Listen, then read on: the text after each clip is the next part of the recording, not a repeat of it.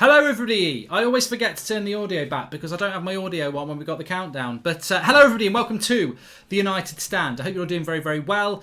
We are live. Still rumours persist that Bruno Fernandes will not be playing in this game. Look, contrary to popular belief, I actually think that he will be part of the matchday squad. But we're about to find out in the next few minutes what's happening in relation to that. Obviously, it's a 3 o'clock kickoff today, so we'll be able to bring that to you and discuss that all the way through as well. And everything appears to be working well. So welcome to everybody who's tuned in. I hope you're all doing very, very well. Manchester United, 3 o'clock kickoff on the TV. We don't normally get that. I'd rest Bruno anyway, says Reece Gregory, and I don't think Bruno will play, says Jack Jones. I would play Bruno, and I've gone with the Bruno t-shirt. It could be the end of the t-shirt run, of course. I wore the Martial t-shirt against Sheffield United hat-trick. I wore Bruno in the week, 2 goals. I've gone with Bruno with a black Bruno top instead of the red today. But interesting in relation to the Premier League today as well. We've also got Leicester kicking off at the same time as us, as well as against Crystal Palace. So we could get a double boost. A Manchester United win, which I fully expect. And also, hopefully, we'll see Leicester dropping a few points as well. But look, I wouldn't change too many players today.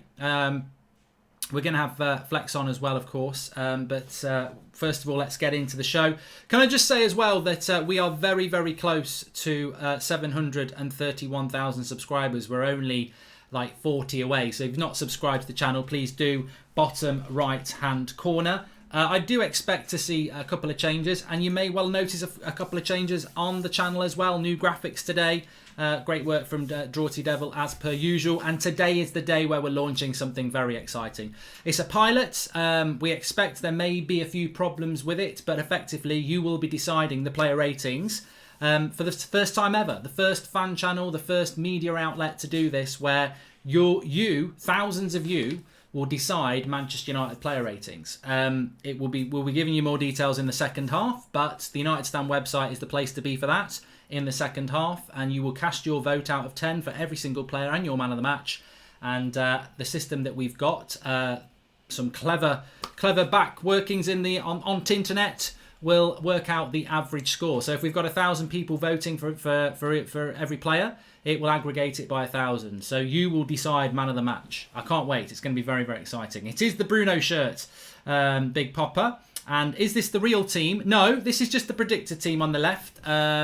We don't know whether that's the team or not yet. It will be out in like 2 minutes' time. So it's not the real lineup. The graphics look lit, says Rahut. I just want to give a shout out again. I think we've had another 20 or so members overnight. So thanks everyone who's becoming a member of the United Stand Members Club. As I said, I don't believe in like Patreon for fan channels. I think that all your content should be free. But obviously, if you want to become a member, you get a little badge next to your name in the live comments. You get access to our emojis. And we've got a few other things coming up in the next couple of weeks. But ultimately, it's supporting the United Stand. And we really appreciate that if you do and have become a member. And I'm sure we'll see some in the live comments.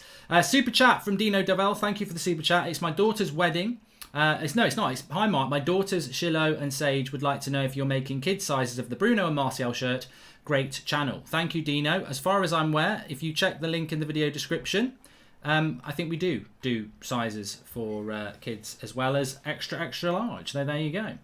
And Jay Colthouse says, but you did do Patreon. Yeah, we did do Patreon about 3 years ago, and we did it for a very short period of time, and I don't like it. I didn't like Matic last year. I think he's brilliant now. You change your opinion on something, don't you? Welcome to the world of life, Jay. And it's an unchanged team, says Frank. Well, hopefully it is. I will get you the team news for you now, and we have got it, I think. Yabba dabba doo. Ollie names an unchanged lineup. Bing. Bing, bing. I'm very, very happy about that. I did expect to see a few changes. So I'm happy to see that there are no changes for Manchester United today. And it's a good team that he's put out. So I'm happy with that. Are we happy with that? I'm happy with that. I've just got to change the team on the screen a little bit. I predicted in my preview that this would be the team, of course. And not the one on the screen. The team that actually is the team. I predicted that. So we just put a couple of players in based on what the rumours were. But the Bruno and Pogba rumour, obviously a load of rubbish. Shaw, Maguire, Lindelof, Wan-Bissaka, De Gea, Pogba, Fernandes, and Matic is the midfield. I think that's the right thing to do. I wouldn't have changed it. And obviously, the front three is unchanged as well, which means the Bruno t-shirt. See, Goldbridge could be on it again here. Goldbridge could be on it again. He's picked the right team. He's picked the right t-shirt in the sense that the players are playing. That's always helpful. Get your words out. And I hope you enjoyed the chart show, actually. A little bit of a spoiler. Matic, number 1 for the second week in a row. I think he deserves that. But I'm very pleased that Ollie's picked the right team here. I'm sure, and I can see it in the live comments, I'm sure there will be some people who are saying, oh, he should have made changes. But ultimately, I think he's picked the right team there. And there it is. Matic, Bruno, Pogba, Rashford, Martial, Greenwood, Shaw, Maguire, Lindelof and Wan-Bissaka, and David De Gea are in goal. David De Gea is in goal. Welcome to the members club. We've got 2 in Sharak Samir and Nath Randall. Thank you very much for joining. And morning, Mark. Hope you're good. Come on, Bournemouth, says Existence. I'm good. I'm looking forward to this game. We've put our strongest team out. I'm very, very happy about that. And well done, Ollie. And this is it. It's the confidence. Keep building it. Score prediction 3-1 for me, says Joe Riker. I've gone with 3-0. The bench, very, very quickly, and then I will get Flex on in a minute, actually. The bench for United is Romero, Bailly, Williams, Andreas Pereira, Fred, James, Mata, McTominay and Agallo. So it's an unchanged bench as well. Again, no place for Lingard. And that is rather interesting that Lingard is not on the bench again. I don't know whether he's carrying a little bit of an illness. But 3-0 is my prediction today. I think that United will they will get over the line 3-0. And I think that's... No, I'm not definitely going to say it's 3-0, but I do think we will win 3-0.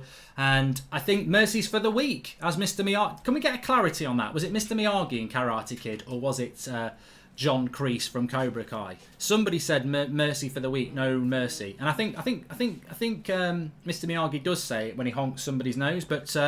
ultimately, mercy is for the week in this case. We don't need to give Bournemouth any mercy. We could get a situation where Leicester could drop points again today. They're kicking off at the same time as us.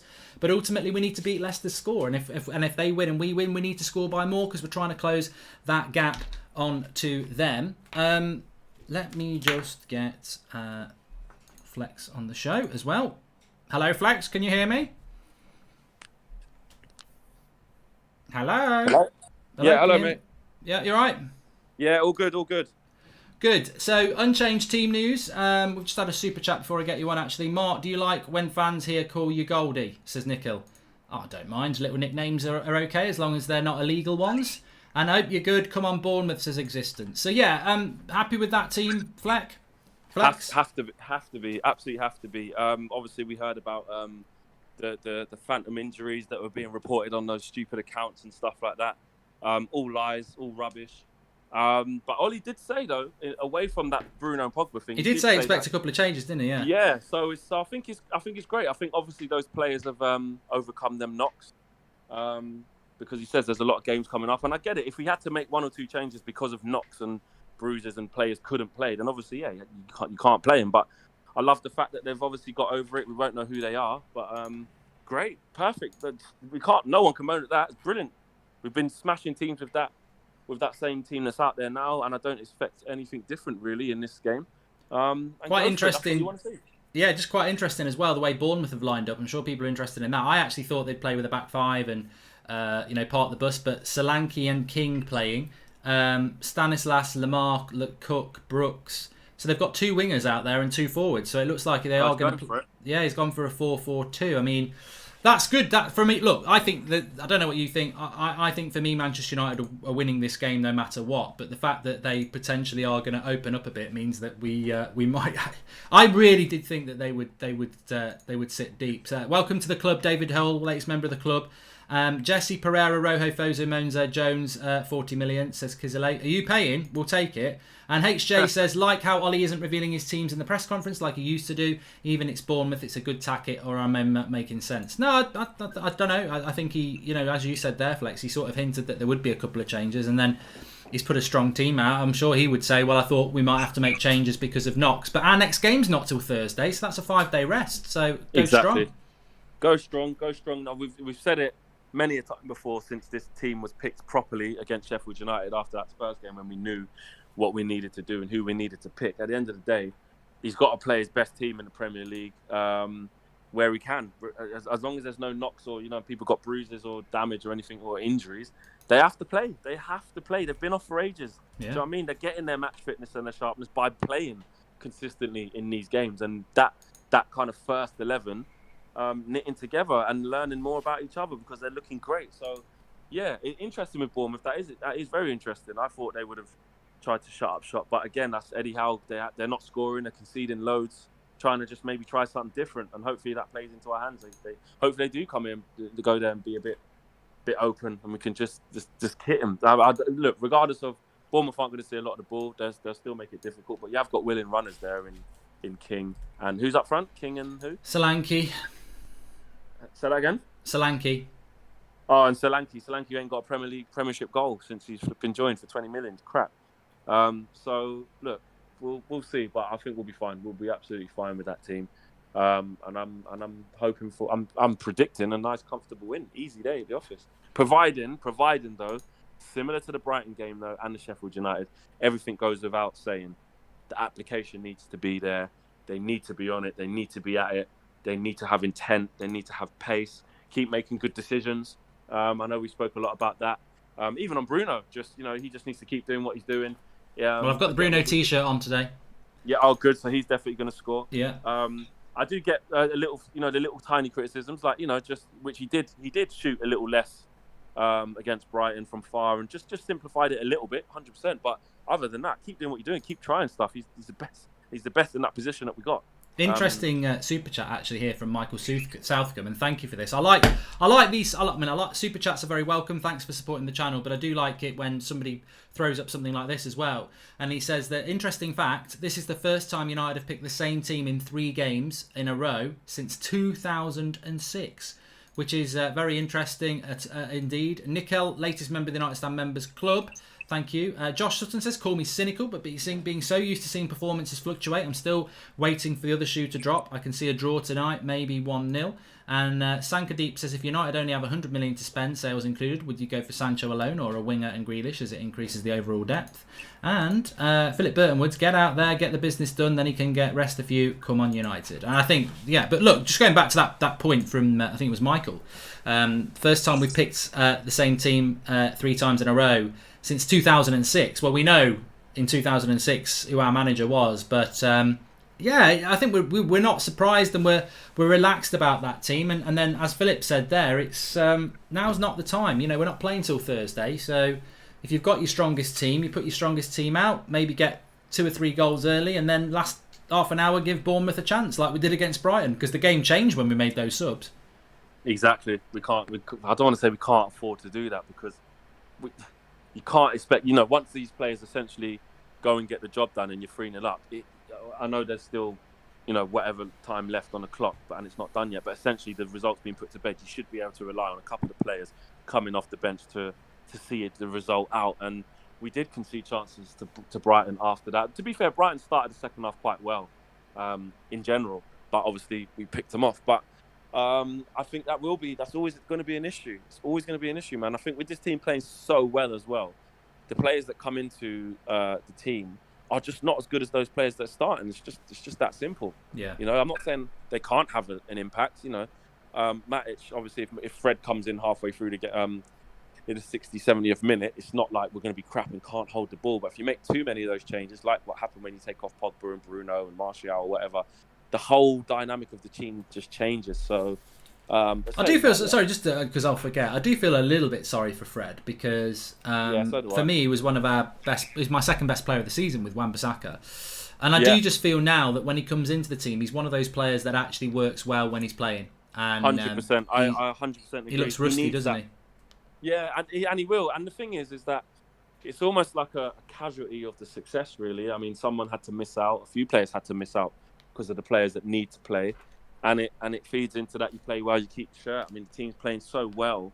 Someone like Fred is a bit of a victim in that, and I do feel it for him.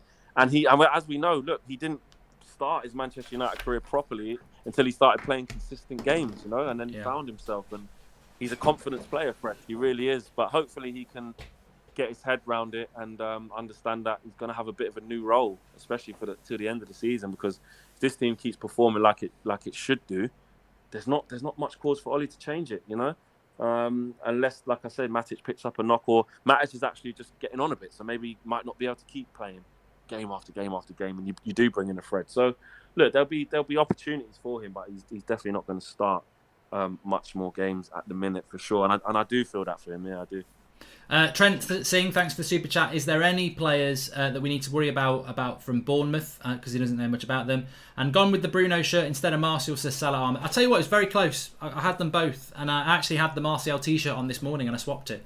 So you know, you live by the sword, you die by the sword. I'm going with Bruno, and to be honest, Martial's probably the safest one to go with, being a striker, but I don't know. We'll see what happens. Who's the best striker in the league? Says unknown. I don't really care, really. And I don't. I mean, it's irrelevant. I mean, for me, it's Martial, probably.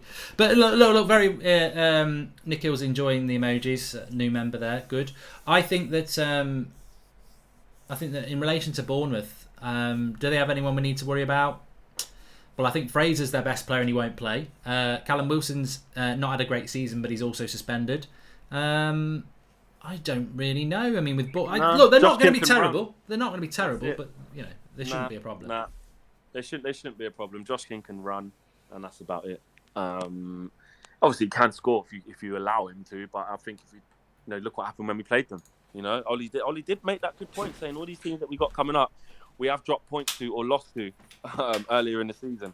But this feels like a whole different situation, and we should be doing to these teams, which we have done so far, what we should have done earlier in the season, and we just look a new team now, but we still can't give up easy opportunities and stuff like that. Josh King can still, he can play ball. You can't allow him to. I just don't think we will. I think we'll be sharp in possession. I think we'll be as creative as we've been doing, and I think Rashford's due a goal as well. I can see the members messing around with the emojis there. Glad that you found them. And Wally, I've called him a Wally. It's Wally Ali, or who's I've probably got that wrong as well. He's thanks for the super chat anyway. Thoughts on United going for Aki? Fast, left-footed, good passer and defender, Bournemouth's best player, and on a discount when they get relegated. Aki is a good player, and again, I suppose it's that sort of striker bias, isn't it? We talk about what their threats are because you think about where they're going to score goals, and as good as Aki is, I don't think he's going to stop the quality that we've got. But he is a good player. He will leave Bournemouth because there'll be a lot of players that just say I'm not playing in the Championship, but I don't know that United would go for him because I think being a left footer, obviously we've got Harry Maguire in that position, but we do need a centre back as well. I mean, look, there's a lot of sense in going for somebody like Aki. Do you think he could be a top four sort of centre back? No. There you go. Short answer. No, I don't think so. I think it just feeds into this, like, I don't know, if someone just does all right, it's almost like they just get propelled into this player's sick. Like, do people understand the step up you have to play for Manchester? You see the scrutiny that even Harry Maguire gets. You see the scrutiny that... But Wan-Bissaka's done it from Palace, I suppose. Yeah, true. He's done it, but I just... Nah, not for me. He's good. He's good. Would I have him as a partner to Harry Maguire long term? Nah, I wouldn't. I'm just checking how old he is. That's what I'm having a look at. But I would imagine he's about 30, not 35. God no. I mean, he is quick. But you've got to also remember that he is a player that Chelsea moved on, and he couldn't get into that team. So 25. I guessed it right. Yeah, look, if he was about 10 million quid, I might get him. Well, look, we are short in the centre-back positions, actually. That's something to mention. We've got to be very careful with our centre-backs. I mean, somebody did just say that they weren't happy with the team. I mean, I'd love to know what people are thinking about in the live comments, why you wouldn't be happy. I mean, I think me and Flex have both said that we're very happy with that team. It shows a letter of intent, and I think that one of the recurring legacies since Sir Alex Ferguson left this club under Moyes and Mourinho and Van Gaal was the changing of the team game in, game out, and it was very frustrating to get any... Look, well, I think what I'm trying to say is that consistency is the word that we were talking about yesterday on the Premier League show, that it's not about how good we are, it's about are we consistent enough to close the gap on the teams above us. Well, consistency comes from picking the same team, surely. Exactly. That's what we've got to do, and that's what we've got to do frequently. And we've seen with the 3 games that we've played with that team, 2 games we've played with that team, that it's the best team. Do you know what I mean? And as soon as we've made changes from that team, it's not the best team. So it really is that simple. Do you know what I mean? You don't need, it's not rocket science to work that out. You just play your best team. That is our best team. Ollie knows it's our best team. The fans knows it's our best team. I dare say even the players understand and can see why that's the best team right now. And as a player, you're thinking, when I do come on, in order for me to change Ollie's mind with this, I'm going to have to do something special. Or someone needs to get injured. So, you know, that's the competition for places that you want. Although we've seen in certain areas, it doesn't matter about the competition for places. If there certain players playing certain positions, the quality drop-off is just too high. It's too great, which we need to address in the summer. But for now, while everyone's fit and been off this long, and I don't see them getting that fatigued, play them until someone starts flagging. Ollie will pick up the signs. They will pick up the signs in training or after each game or whatever. If someone's got a knock, which is why he probably was talking about those knocks, they know the signs. They know when people are tired. What we can take from this is the fact that the coaching staff are all in agreement of what the best team is and they want it to keep playing. That's the key for me, and that is the biggest positive out of all of this. Yeah, definitely. We've got a welcome to Noisy Boy Plays, latest member of the United Stand Members Club. Joel Morris says, great team lineup. Still can't believe Bruno got Player of the Month. Matic by far has been United's best player. I want to ask Flex about that actually. Wadu Will, latest member of the club. Sean Turner, always go with your best team. Leave no excuses. Just go and get the job done. Then make subs. Then you can't make any mistakes, says Sean Turner. And Tip Top says, hello Mark, how many players do you think United will sell or loan out this summer? Mate, I cannot answer that question. Not because I don't want to. I haven't got a clue. I can tell you what I think. 3 in, 3 out would be a good start. But I've got no idea what we're going to do. I mean, there's quotes from Ollie overnight talking about you can't see there being major signings, but that they want to do business. And I just think it's all manoeuvring at the moment. That Sancho deal is the one that they want to do, and it's all about manoeuvrability around that. But Player of the Month, would you have given it to Bruno or Matic, or do you think anyone else was deserving of it? I think, look, when you've had the impact that Bruno's had consistently since he's come in that short space of time, month after month, I think it's difficult to not give it to him. Obviously, the goals and assists just stand out, don't they? And goal involvement and stuff like that. But undercurrent, you know, Matic, low-key, not even low-key, he's been there. He's been there with in terms of his own job. He's been just as good at his job as Bruno has at his job, if you get what I'm saying. And that's not comparing the two. It's saying that what they're setting out to do and accomplishing the team in their roles, they're both exceeding, really, in their own roles. So if they did give it to Matic, I wouldn't have had a problem with that. I mean, Bruno's been racking up the Man of the Month, Player of the Month awards quite a bit, since he's come. So, you know, if they would have, you know, just to mix it up a bit, given it to Matic, it could have easily have gone to Matic, which actually would have been quite nice. But you can't begrudge it going to Bruno because look what he's doing. The numbers don't lie. Do you know what I mean? So I can see that. I mean, Pogba's been good since he's come back as well.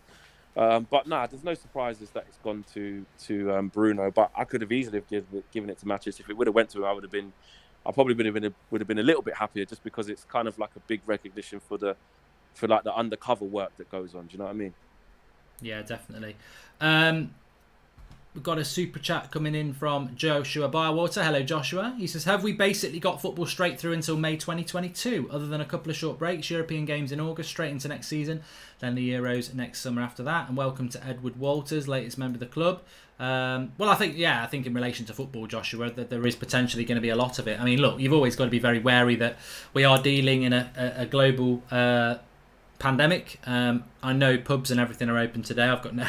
Look, I've really missed having a pint. I really have, but there's no part of me that wants to go down the pub today. It just doesn't feel. I want to go down the pub when it's properly open, when we can have the old United stand. In fact, I got the email a couple of weeks ago from Dublin where the meetup was cancelled in April, and they were saying about rebooking that. And that's when I want to go back to the pub, when everyone can meet up. So, but look, yeah, potentially a lot of football, and I think that. That's why consistency is really important for United over the next few games and weeks, because we want to be in the Champions League, but we also want to take that momentum into next season as well. Rudy says, I saw the 8 p.m. show yesterday. We can play Fosu Mensah next to Maguire if Bailly gets injured. What do you think, Mark? Can Fosu play next to Maguire? Yeah, Luke Shaw could play left back there as well. And Jamie Johnson says, how are you? Lingard missing out of the squad again today. Do you think Ollie's finally given in or given him chances and he's off this summer? I don't know. I mean, look, I'll let you had a chat with Lingard, didn't you, when you were over in one of the Europa League games? But He might be injured. He might be ill. We said on the last show, it's realistically there's 2 spots for Pereira, Lingard, and Mata, and he picks 2 from 3. And he's gone with Pereira and Mata. Yeah, I do think there's something going on there, though. Ollie spoke about the injuries that we did actually have, and Lingard wasn't one of them. It's Phil Jones and Axel, isn't it? And so you're assuming that anyone who doesn't get in, other than that, is just down to selection. And at the beginning, Lingard was kind of getting on the bench, weren't he, for the first game or so, I think. Then since that Norwich one, obviously hasn't even been on the bench. I just think the writing's on the wall. I just think he's gearing up to leave. I know he's not going to play a lot of football, even if he was on the bench. Is Lingard even coming on in these games? Oh, no. Post! And Norwich have just hit the post, sorry. Norwich are losing again to Brighton, by the way. I mean, bloody hell, Norwich, they've just hit the post, though, but it would only get them a point. I think this is the game that basically relegates them, actually. Yeah. But yeah, I just think he knows he's leaving, and I think Ollie does as well. I'll be very, very surprised if he stays, because at the end of the day, it's not good for him. It's not good for us. All parties concerned. It's just best that he leaves, man, because he's not getting any game time. He's not going to get any game time next year, and my phone just rang. Then can you still hear me? Yeah. Yeah. He'll want to get into the England squad, which will be difficult for him to even get into anyway with the players that are coming through. So, yeah, I just think he just has to leave. He has to leave, man, for his own good. I did speak to him, and he was just saying that he knew he was playing badly, but that was more about just not abusing him, and we're here to support you, but at the end of the day we're going to criticise your performances, and he said he gets that, he understands it, so it's a good chat. But yeah, I just think you can see now with how it's going that he's just not got a future there, has he? Well, I think with Lingard as well, he's the player that we, if we've got to make funds this summer, he's probably the player that you are going to get funds from. How much do you think you get for Lingard? 15, 20 million? 25? I would hope about 20 million. Yeah. Maybe I don't know. It's difficult, isn't it? I mean, look, he'll sell shirts though. Like if he went to Leicester and stuff like that, or Everton or whatever, he's still a commodity. Like he's still a. People forget. Like I know the output's been poor as a player, but people forget that when you buy players, especially from big clubs or big transfers or whatever, sometimes you buy the commodity. You buy what comes with that player, the package. So the stuff that Lingard, the brand that is Jesse Lingard. Well, that's why he's got Mino Raiola, isn't it? Really, exactly. Mino Raiola is the man. He'll sell that to the cows come home. That's worth 5 to 10 million. Just the brand of Jesse Lingard, selling shirts. So. Jamie Nev 22 on Twitch. Hello, everyone who's watching on Twitch. By the way, we are dual streaming. He says, "What do you think of Arsenal? We beat Norwich 4-0." We were on about this yesterday. I mean, look, to be honest, and sorry, we've got a super chat here from Joshua Bowter. He says we could do a buy one get one free with Inter for Lingard and Sanchez. I'd do that. And Stephen Andrews says, I've been loving the content over the last few months. Great channel, and let's go for a good win today and keep going for third spot. Yeah, remember, we will be keeping an eye on Leicester against Palace, who kick off at the same time. That's quite an exciting dynamic that we've got today. I mean, look, it might not end up being an exciting dynamic, but it could be. But just going back to that question from Twitch about Arsenal, funnily enough, they've got Wolves and Leicester next 2 games. We're pretty much Arsenal fans. Red card here in the. Oh no, I've let myself out of the bag here, Flex, because I've switched over to Derby against Forest. And Forest are winning 1-0 with 3 minutes to go, and they've just sent somebody off. But I don't know who they've sent off. But yeah, we want them to win, don't we? We want Arsenal to pick up some points today against Wolves. 100%. Definitely Leicester, anyway. It's always nice to watch Arsenal lose and let them be Banter FC and stuff like that. But I'm glad they've got this little bit. That is. That's nasty. That. Bad tackle.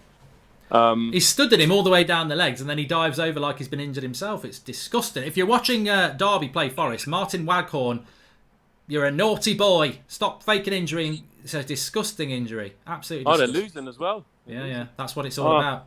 I can't remember what we're talking about now. Arsenal. We're basically Leicester. I mean, the opportunity. They're playing Palace today at home. I don't think Palace are a bad side, and then they've got Arsenal next. I mean, if Leicester, they are in reach of us if we keep winning games. But if they were to win their next 2, they'd have a little bit of confidence. We could do with Arsenal and Palace doing us a bit of a favour today. I think Leicester will drop some more points. I'm glad Arsenal got a little bit of this confidence at the right time. They started obviously awful, losing the first two, but it's good for us that they're coming into a little bit of I want to call it form, because they're just doing what they're supposed to have done. But they can easily nick points off Leicester at home. I think they could beat them easily. And the same with Wolves. I mean, I'd just prefer a draw. Obviously, I don't mind Arsenal winning that, to be honest, just to get Wolves off our case. I know you want Wolves to keep winning to keep it going, but I just think if Wolves keep winning, they've got that game against Chelsea, last game of the season, which yeah, they could win. Wolves ain't stopping. If they win all the way up to there, why they're going to believe they can go and beat Chelsea? Of course. I just think hopefully it's a draw. I hope that 5:30 game's a draw. Callum Higgins, welcome to the United Stand Members Club. And my mate thinks Nketiah is better than Mason, says Niall Wagner. Your mate's... Is it? Welcome to his opinion. Yankee WZ says, love when Flex doesn't jump on bandwagons like Aki. There you go. Got a little bit of support there, yeah, Flex. There you go. Do you want to get... disappointed not to see you in Dublin, says Jimmy Ladd. Hopefully soon. Rashford and Bruno to score today, calling it great show and shirt. Thank you very much. And do you want to get rid of Lingard? I would give 20 million for him, says Jamie Nev 22. Well, that's for you lot. Billy Pipe Her says, Mark, the scary thing is Lingard is miles better than Pereira. Get them all out. Well, I don't disagree with that comment. I think that they are they're similar, and you're ultimately right. They're not good enough. Score early, make subs. It's a good plan. Just hope it's sustainable, says Vika. I expected to see... Oh, Derby have just equalised. Bloody hell. Yeah, they have, yeah. Equalised late on. Yeah. 10-men Derby have gone and equalised against Forest. Against your boyhood club. I actually do. I am supporting Forest Day because I can't stand Derby. That's nothing to do with being a Forest fan. That's just to do with being brought up in... Support Derby. They've got Rooney now, haven't it? No. I don't like Derby. They call them... They're shaggers of certain livestock. That's what we used to call them. But hi lads, how did you and Flax meet? Says Mac Life. Oh, it's not. This is your life. To be honest with you, it's miles over the line, by the way. And Josh Sutton says it's classic banter. I hate City till they come up against Liverpool. Ditto Arsenal and Chelsea. So any better banter clubs beat top 4 clubs are okay by me. Says Josh Sutton. Yeah, I think my prediction today, just on that, is obviously I need your score prediction, and everyone else can give theirs for the game today. But I went 3-0 United, but I think United will win against Bournemouth. I think Chelsea will beat Watford tonight. And I think that I do think Arsenal are going to get something against Wolves. And unfortunately, I do think Leicester will beat Palace today. But what's your predictions with United today? I've gone with a 3-0, especially now we've got the strongest team out again. I've gone with a 3-0. And the other games, I pretty much agree with what you said. I think Arsenal will get something out of that. I think Watford will get beat by Chelsea. Who was it? Leicester Palace. Oh, that could be a draw, you know. Yeah, I would love a draw in that. I'd absolutely. Yeah, I think that could actually be a draw. Something's telling me, Palace haven't been. They're that team in it. They're never amazing, but they're never absolutely shocking. They're always somewhere in the middle, and I just feel like they can get a draw out of that. Yeah, defo. I hope we can get Sancho. If we get him, we will be title challenging, says Lilia Den. And what's your opinion on Tottenham, says Callum1045. Well, we spoke about them yesterday. I think that Mourinho's not the right man for you, unfortunately. Lots of people going with nils, which I think is that's another positive around United as well in itself, isn't it? That we are talking about nils a lot now. I said it with Brighton, who are a better team than Bournemouth, and we're at Old Trafford today, that I just don't see United conceding. I know De Gea had a couple of saves to make, but I just don't see United conceding goals at the moment. So I'd be very surprised if we did concede today. Yeah, and when you are thinking about us conceding, it's just you just think of the type of goal it will probably be. It'll be someone switching off or got done. Maybe the lack of pace. Maybe Josh King, no one got to him quick enough and he ran through and scored, or from a set piece. But on the mains, they're not going to get many opportunities to score. I don't think Bournemouth. We're not going to be bad where they're just getting chance after chance and we can't get our half and we're on the ropes. I can't see that. We have to turn up and be just a completely different side for that to happen. I just don't think that's in us right now, personally. So I think it will be a comfortable win if they apply themselves how they have been applying themselves. Yeah, definitely. Talking about our bench, I think United need to have players on the bench that are able to perform when they get the chance. We can't have a bench who needs regular play time to perform at their best, as per Eric Klassen. I'd agree with you on that one. And Matthew Walsh, thanks for the super chat. He says, do you think Cantwell and Pukki will be sold in the summer? Can't see either of them playing in the Championship next season. I think that they will, but I don't want the Poundland Harry Kane anywhere near United, if that was going to be your next question. I'm not even totally convinced that Cantwell's the right man, really. We need at least one centre back, as we all know. Who would you and Flex go for? Says Wayne Greener. I don't think we are going to sign a centre back. Do you? No, neither do I. No, I don't think we will. I do agree. I don't agree, but I do understand when Ollie says, we might not have huge amounts of signings. That's to be expected with everything that's been going on in the world. I think they'll make. Obviously, we know Sancho is the main priority. And hopefully Grealish. But I think. If they do get Sancho, I might even think they might just think, not job done, but considering how difficult it might be to construct a deal in these circumstances, I just think they'll see that as a huge relief. That's just the priority. So, are Norwich relegated? No. Why are they crying then? Maybe because they just know that they must. I could have told them that 3 weeks ago. You're crying too late, lads. Yeah, they're awful, aren't they? Really? Yeah, there's always going to end that way, unfortunately. Story of their season, really. They just can't score, can't win enough games, man. Yes, it'd be nice to. I tell you, it'd be very important. I mean, what's your thoughts on Rashford at the moment? Because he's not hitting the heights really at the moment. No, he's not. But he just needs to keep playing. He just needs to keep playing. I know. I saw some prat said to me on Twitter, keep the same energy. That means that Lingard just needs games then. He hasn't been good. And I'm like, Lingard doesn't have 19 goals this year. Don't even mention. He's had enough games, hasn't he, Lingard, to be fair? Yeah, 100%. And look, Rashford's just in a bad patch of form. He's been in great form this season. He's got his highest goal return. He just needs that. Look, I've played there in striker, and sometimes you just need that goal. But it hits off your arse, goes in, tap in, penalty. Well, not penalty now, but because Bruno takes him. But you just need that little bit of luck, And to be fair, Martial pretty much gave him that against Sheffield United. Gave him an open goal and he still missed. But he just needs to keep playing, man. It will come. At the moment, he's not been good enough, don't get me wrong. And just even taking on players, and he's just not been great. Because even in the Sheffield United game, to be fair, even though he wasn't great, he still got 2 assists. So he impacted the game. And that's just it. Getting into the positions, keep letting him get into the positions. Just keep him on the pitch, man. Just keep starting him, and it will come. Because if he comes into form to the back end of the season, we've got an FA Cup semi-final, hopefully a final. Europa League we're going to go deep into. If he comes alive in those games and wins us one of those finals and stuff, then we're all saying great. He needs the games to get back at it. Yes, definitely does. I mean, I think Rashford's just a quality player that at the moment is he's struggling a little bit because of a lack of match sharpness, I think. And also the thing about Rashford is the thing that he always got I mean, look, when Rashford went to left wing last sort of autumn time and went on that great run, and I said I felt that he was the best left winger. One of the best left wingers in Europe at that time. He had just been playing for a month up front when Martial was injured, and that was when people were calling him the new Danny Welbeck and basically saying he's Marcus Rashford.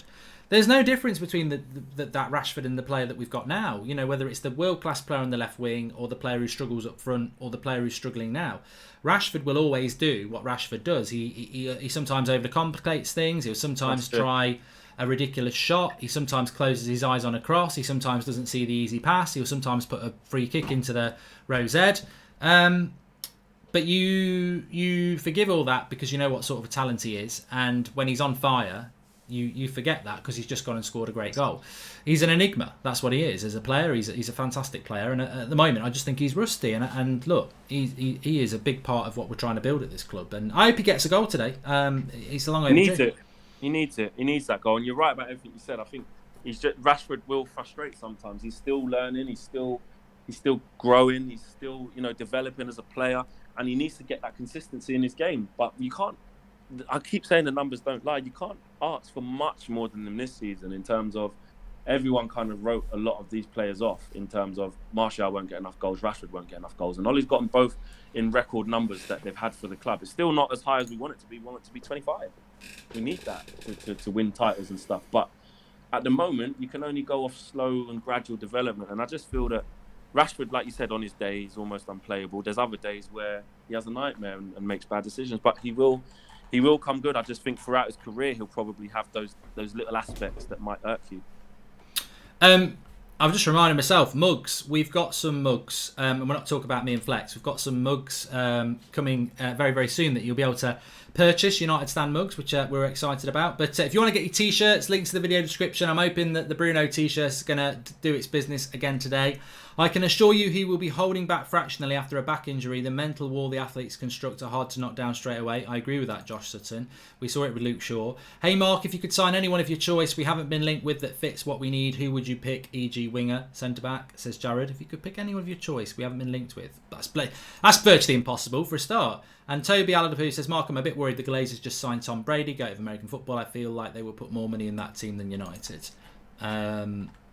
Name a player. Thoughts on the news that Messi may leave Barcelona, says Sam. And I don't think he'll be coming to us. And thanks for the super chat sticker, Zach Thomas. Can you think of a player off the top of your head at home on either of our chats, Flex? Can you think of a player that we haven't been linked with that you'd love to come to United? I would say I was going to say like Gnabry. Like if you don't get or cope, like if you We've don't probably get been linked. We probably have been linked with him though, you know. Yeah, I suppose. Yeah. No, not off the top of my head that we haven't been linked to, because we get linked with every man and his dog. Do you know what I mean? Leon Bailey, we've been linked with. David Brooks, we've been linked with. Pardon? Tonali? Yeah, I think we have been linked with him. Yeah, there you go. We're linked, like Ollie said the other day, we're linked with every man and his dog consistently. So.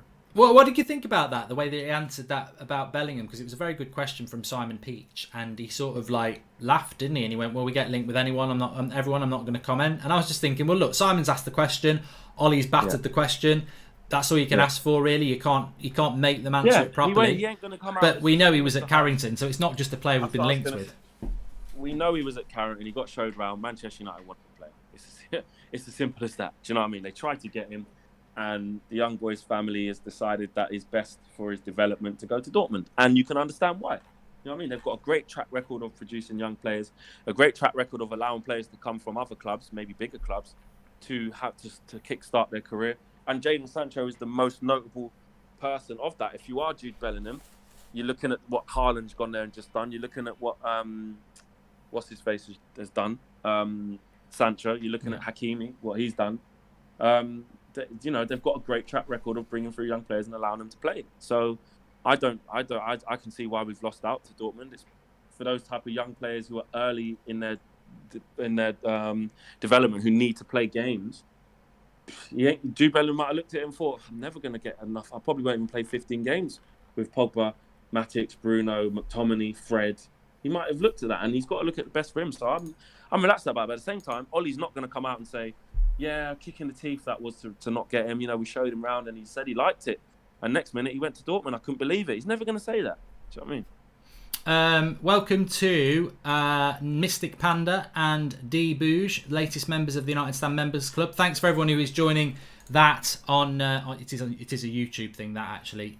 Thanks everyone who's joining and supporting the channel. Obviously we don't do Patreon or anything like that, so your support is appreciated, and you get your little badges as well, so we can see who all our members are supporting us. So big shout out to the Members Club. Sean Turner, thanks for the super chat. I think it's embarrassing Dortmund beating us to Haaland and now Bellingham. Yeah, they're young, but we can sign them and loan them out. And fullback says, gotta give it to Ollie, gives Matic lots of pitch time, look at him now. And Zach says, if Bruno got his ears pinned back, teeth straightened and nose sorted, he'd be more marketable. Looks like a sheep farmer. Nike won't like that. Well, you don't judge a book by its cover, because it might be a battered looking book, but it's world class inside. Yeah, he's sponsored by Nike, and he's scoring plenty of goals and assisting plenty of goals. And he's like the most. Can everyone remember what bloody Premier League? Ronaldo 9 didn't look that great, did he either? He still didn't have a problem. And welcome to Sami Uchi, latest member of the United Stand Members Club, and Per-Eric Klassen. If we're able to secure top 4, do you think we should rest our best players to Europa League in order to rest them before next season? Nice problem to have, mate. If we get to that point, I wouldn't have an argument with it. But as we are at the moment, I just think, you know, that we're a long way off that, and we just keep going out there and winning games. Let's have a look at what some people are saying on Twitch. Rooney player manager, says Billy.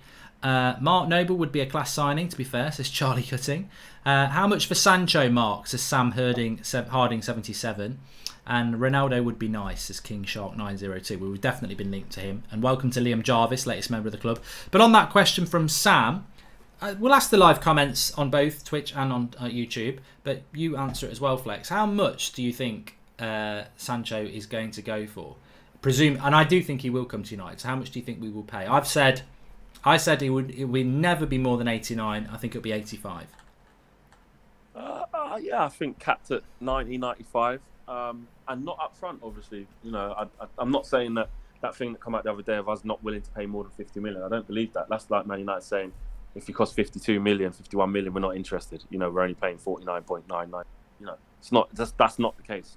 But I think, I think as close to 100. I think it'll be quite close to 100 personally. I think it'll be 90, 95.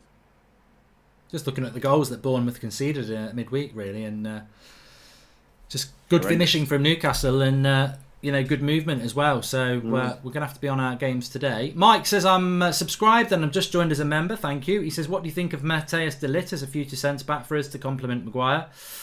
I think that ship may have sailed, to be honest, mate. And Debooch says, just renewed my membership, left due to COVID, but been avid follower since beginning.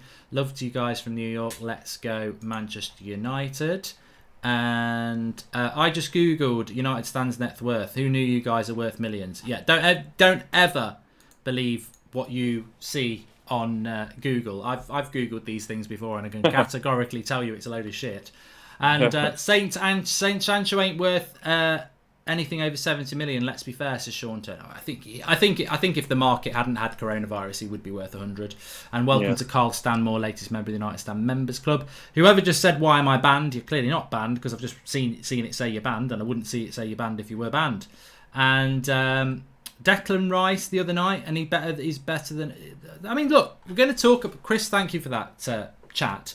And Bruno Fernandes, who is a member, I wonder if it's the real one, sat in the dressing room, says Rashford hat-trick come in. But we're going to talk about Declan Rice tomorrow night, actually, because Saeed's a big fan of his. But we did have a little bit of a chat about Declan Rice this week, didn't we? And I just said he moves like a centre-back to me, but you're a fan. No, I like him. I like Declan a lot. I think I don't know why he gets so much slander. I think maybe that when he was first spoke about, it was 70, 80 million and stuff like that. So I get it. People are like, oh, it's overrated. He's this, he's that. Look, he moves well. He passes well. He's combative. He tackles well.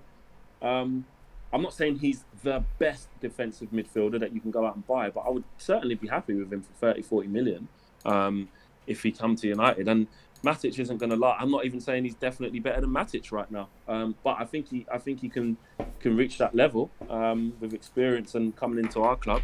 I wouldn't be upset to see Declan Rice come here for the right price. If we went and spent 80 million on Declan Rice, I would be like flipping heck. But you know what it's like with young British players. We see it all the time. You end up playing premium. So, but I don't get the slander he has. I don't. I think he's been a standout performer in West Ham's team. Can do a job at centre half as well. But I think his best position is where he plays in midfield. But I'm not saying he's the best defensive midfielder you can go out there and buy, but I like him. This was a good opportunity to rest Shaw and Aaron Wan-Bissaka, says Naladri. I actually thought that might actually happen tonight, so this afternoon. Welcome to CB, latest member of the United Stand Members Club. And Lee McGawhan says, Declan Rice is a snake, Mark, not what we need. Are you from Ireland, by any chance? Exactly. I to be honest, I think that there are similar. Is there not? I think there might be similar feelings towards Grealish as well. I mean, based on, maybe understandably that he did play for I think in Declan Rice's case, he did play for one of the Irish teams and then chose to play for England. But that's international football, isn't it? The English cricket team is full of Jamaicans, South Africans, Australians, Zimbabweans, and that's always been the way. So England have a bit of a history in doing that. But look, that's not what he is as a Premier League footballer, is it? Are there any players from Bournemouth you would take at United? Says Jared. And Mark Jagger, nice moves there. Here's another fiver, says Josh Sutton. Thank you very much, pal.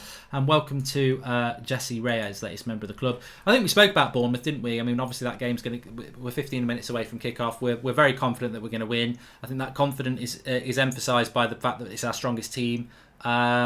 Look, I wouldn't take a player from Bournemouth. I definitely don't want Josh King, and I definitely don't. And thank you to Flavio for the support. Thank you, mate. I don't have any concerns today, and I don't know whether that's a good or a bad thing because they did beat us at their place. But I just think that but even that game, we were quite good in the first half.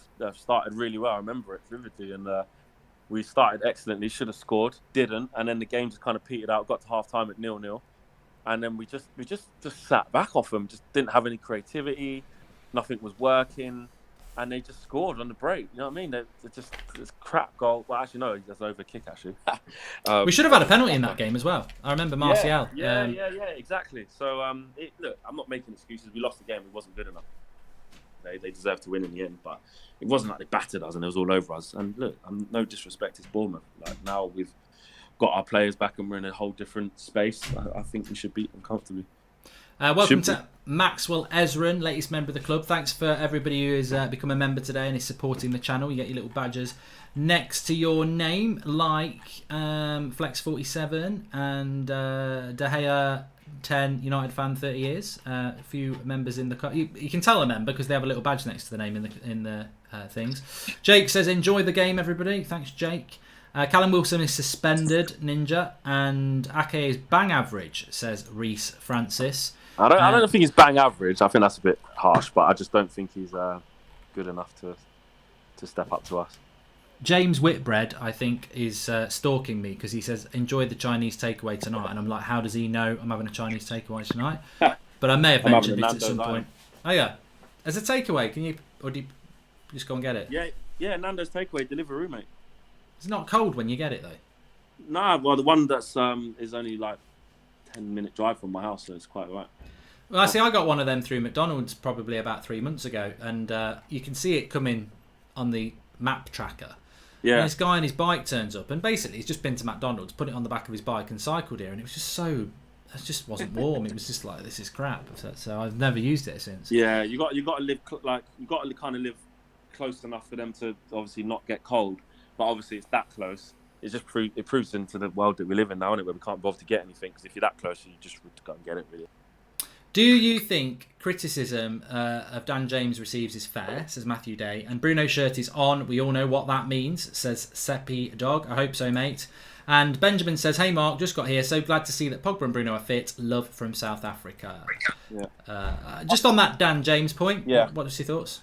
I think as long as criticism is justified on any player if you can justify it feasibly. Like, as long as it's not just you're just saying it because you don't like them or whatever. There has to be a real reason why you're saying it. And you've got to look at the context of the criticism. I think people who go overboard who say he's absolutely crap, he's never going to be anything. I just think, well, how do you know? I think he's come from the Championship. He's got 5 or 6 assists, been asked to play out of his skin, almost play every single game, when that should never happen to a player of his standard at this stage of his development.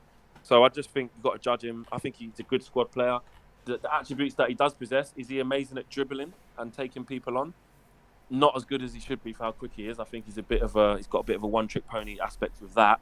I think there's certain games that work for Daniel James, or should I say certain stages of the game that work better for Daniel James than others. And we saw that evidently against Spurs. We've seen it evidently in loads of games this year. Just for the good and the bad. You know, you look at the City game when there was a clear outlet when we were sitting back and we wanted to hit them on the counter. It works. Dan James is involved a lot when we play against teams with a lower block, who there's not much spaces in behind and we need a bit more intricacy. That's not his strength. So I just think it's down to, you have to judge it when he's playing to his strengths and look at the squad that he's in, and he should not have to play as much as he's played this year. That's no criticism to him. What is a criticism to him is that, you know, he needs to make better decisions. He needs to offer more than just pace, but they're all justifiable things that he can improve on as he gets older. So I don't think the criticism's unfair if it's relevant and in context. No, I've got nothing to add on that. I think you're spot on, and I've always said that I think next season's the season for Dan James. Big move, played a lot of football, too much really. I think Ollie's had to use him because of lack of squad depth. Just the same as he's had to use Pereira and Lingard. Obviously lost his dad, which I don't care whether you're a multimillionaire or not. Money doesn't dictate grief. So Exactly. That's something to adjust to as well. But a lot to contend with, man. And I think he's had a decent season. Yeah. I think he's had a very good I think the expectation was ridiculous. I mean, he's a 15 million player from the Championship. He's not. We literally thought how we come on against Brighton. Yeah, I'm sorry to keep going about this. How we came on against Brighton when they were knackered, we were 3-0 up. That's how Dan James should have been used throughout the season. Yeah. Not flipping, and again, it's no disrespect to him because he proved in certain games that actually can start from the jump. But the amount of games he started, it just wasn't fair on him. I kind of feel it for him, So most Man United fans know that actually this is a young lad that we've got to be patient with. He's only had one season in men's football prior to this in the Championship. Done okay. Wasn't even like he was the best player in the Championship. And we just got to be patient with him. He's come to Man United. Do you know what I mean? Patience. Right, Flex, we're 9 minutes away from kickoff, so I'll let you guys settle in. Nice one. Obviously, you'll have all the fan cams after the match, and you're going to be on at half-time as well. Yep, see you at half-time. All right, mate, speak to you in a bit. Nice one.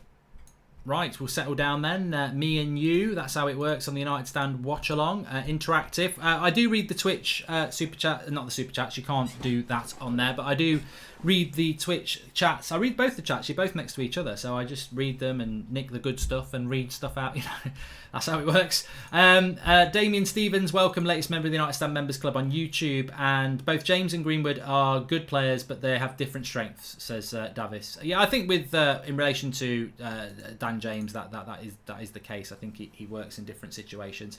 Just going to do a shout out. We are on 731,000 subscribers on YouTube, and we're a couple of hundred away from 731,500. So please subscribe if you are new. The United Stand, we're live every night at 8 o'clock. We're live every morning at around 10 a.m. with the latest news. We're live for every match from an hour before kickoff until full time. Then there's match reactions, fan cams. Basically, we're always live. We have the live chat on, and we're launching something really exciting today for the first time ever. I mean, basically, the United Stand is about a community. It's worldwide. It's a fan base. That's what it is. We're passionate about your fan opinion. That's why we have fan cameras on. That's why we get the live chat. This is what we do. And I think that what we're about to launch this afternoon is absolutely amazing. So for the first time ever, I always do player ratings in my match reaction, and I always just do it based on what I think. But for the first time ever, the player ratings are going to be dictated by you. In the second half, we'll be launching a page on the website, which I'll give you the link to, and you will go in to every single, and there'll be every player there that you can mark out of 10.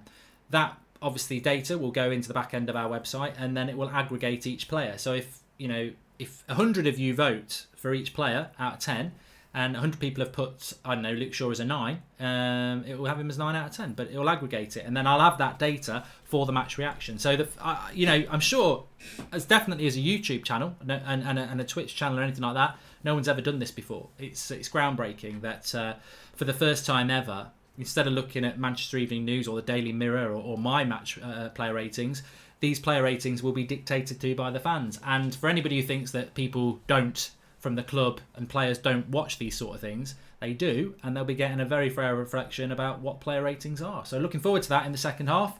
It's massive. It's really exciting. It should work today, but it's a pilot run with it today. It might have a couple of issues, but I think it's going to be great. Why are people hating on Luke Shaw in the comments, says Mason Webb. I'll have a look at that in a moment. And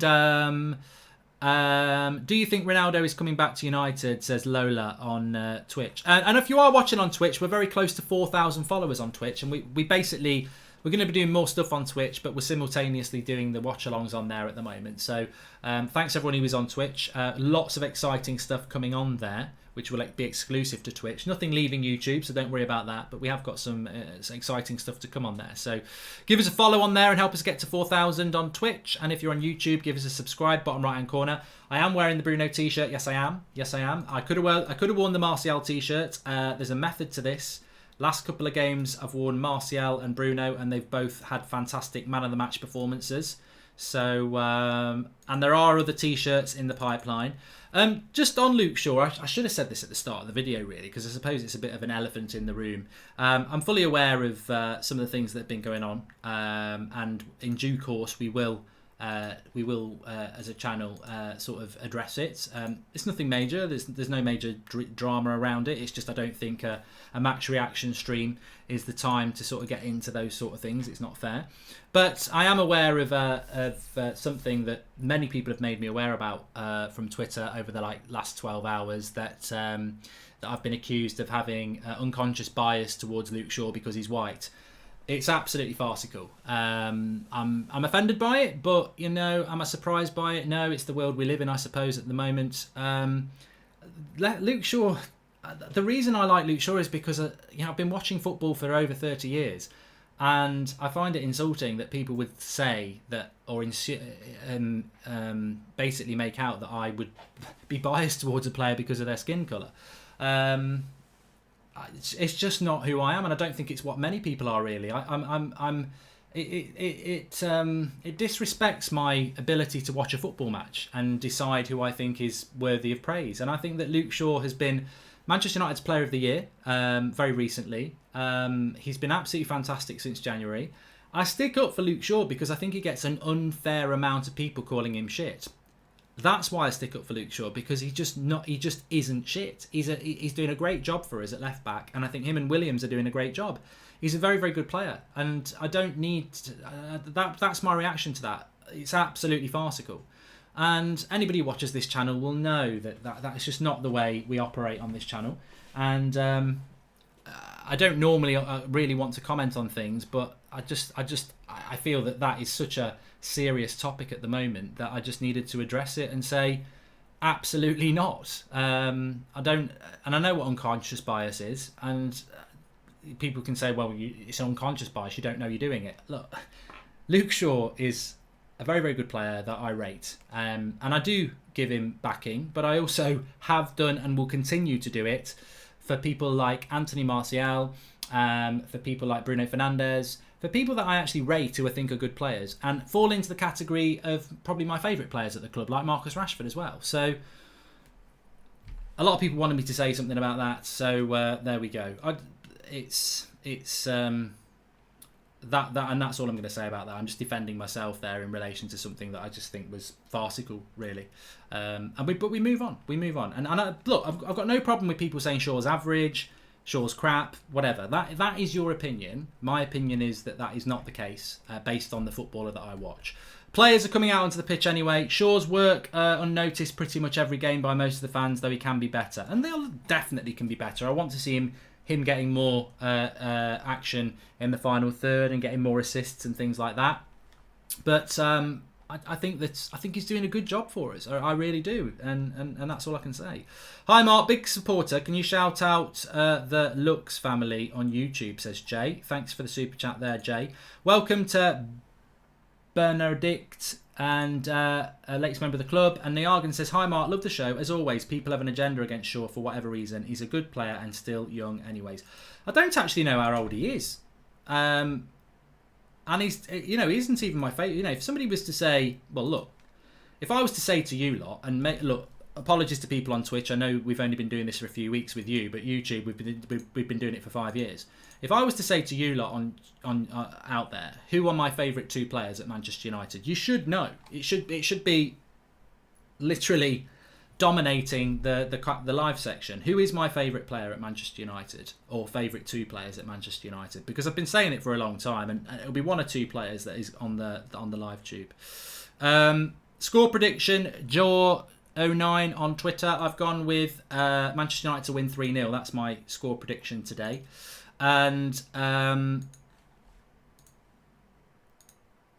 it's flown by to kick off, hasn't it? I'm really, really excited, actually. Looking forward to this one today. Looking forward to it. A lot of people saying Shaw and Bruno. Well, some people are saying Shaw and Bruno. In fact, one person did. The vast majority are saying Bruno and Martial. Martial's always been my favourite player at Manchester United until we got Bruno, and that was an obsession. I can't not say Bruno's one of my favourite players because Bruno's an obsession. But it was always Martial and Rashford. Martial and Rashford were my favourite two players for a very, very long time. And then And then, I'd probably prefer Martial over Rashford, if I'm absolutely honest. Bournemouth playing in the green kit, Mark, says Sarab. Yes, the scammers, they've been trying to do it, haven't they? Martial and Bruno, says Behen14 on Twitch. I've got to shout you out, Behen, because I didn't think many people on Twitch would get it, but fair play. I'm Alex T on Twitch, says Bruno. Please share the video if you are watching on either platform. I don't know whether you can have a share button on Twitch, but you can on YouTube. Please give it a share on Twitter and Facebook. Been watching you almost 5 years, Mark. We know it ain't about skin colour with you, says an old brownie. Thank you very much, and thanks for the super chat. And Rashford over Martial. And we're not using that app to sync the audio today, but we have got a timer. Stretch before it starts, says Mazza. Thank you. There he is. There's my boy, Anthony Martial. I nearly put the t-shirt on, Tony. And I love with United at Old Trafford on the top tiers how they've got those mosaics that make it look like fans. Because I think if you are a player, I've played at Old Trafford. Don't want to brag, but I have played at Old Trafford. And whilst it's the best pitch I've ever played on, it had nobody in it. And you can see the empty seats. And it just makes you think, ooh, I wonder what that's like if it's got players in it, if it's got crowd in it. And I think if you were playing in that pitch today, and you're glancing around, that mosaic would make it feel like that there is a bit of atmosphere there. But we've got to go get these 3 points there. And remember, Leicester are playing at the same time as us as well. So we'll be keeping an eye on what's going on with that game as well. The timer's not come on because I haven't turned it on. Let me just get it into the right place. There it is, timer above the Manchester United score as well. We've made some modifications to the set, haven't we, today? So big shout out to Draughty Devil on that. But I'm proper excited. I'm proper excited for Manchester United, of course, and I'm proper excited to see what happens with this player rating thing we've got coming through. So subscribe if you're new, bottom right hand corner. United taking a few risks early on there. De Gea having the ball back from Lindelof, but they still found their way through. And fairness to Bournemouth, a bit of a high press from them. They're going to try and get a result, Bournemouth. They're not sitting back, which I respect Eddie Howe for, actually, because I thought they'd just turn up today, sit back and park the bus. But they're not doing that, so fair play to that. Thoughts of chasing Piatek next season, says Zun 10th. I've not had any thoughts on it, mate. What are your thoughts? Rashford on a run here. Good tackle by Bournemouth, and they should get rid of it. But a fast start by both sides. Bournemouth were pressing United high up the pitch, and then United were pressing Bournemouth in their own box. So Paul Robinson says Rashford FFS straight away. And I think we need to give Fred some appreciation, says Callum Best 123. It's a disgrace that we're saying he's a backup player. I do feel a little bit sorry for Fred. Look, how do you fit Fred into that team at the moment, in all honesty? You've got Matic, who's, for me, player of the month. You've got Pogba and Bruno are just... they're world-class players elect. So, but look, this is what I mean about... I was talking about this in the preview. Nice ball outside to Wan-Bissaka, who just volleys it into the behind the goal. Not a great first touch there by Wan-Bissaka. But I spoke about this in the preview. Basically, what we will see is what we saw against Brighton and Sheffield United, is Luke Shaw and Aaron Wan-Bissaka, when we're on the attack, right high up the pitch, which is why it's important that they keep improving and getting involved in goals.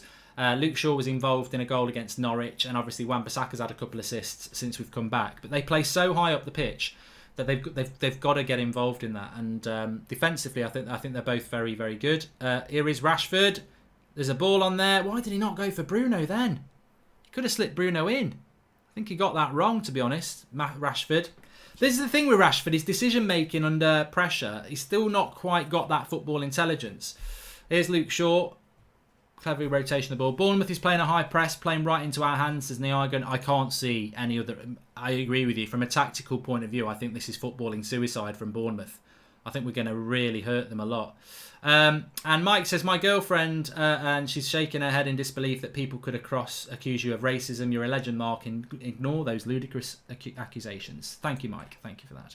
And look, it's not about making a big issue about it. It's just that I'd been sent this clip by numerous people, and it basically said that what it said. And, I just feel that that's being said about me. It's not about causing an issue or anything like that. I've got no issue with anybody, but that was said, and I just felt that I needed to, clarify something that I think is farcical. I base my opinion on footballers based on their footballing ability. I don't see colour.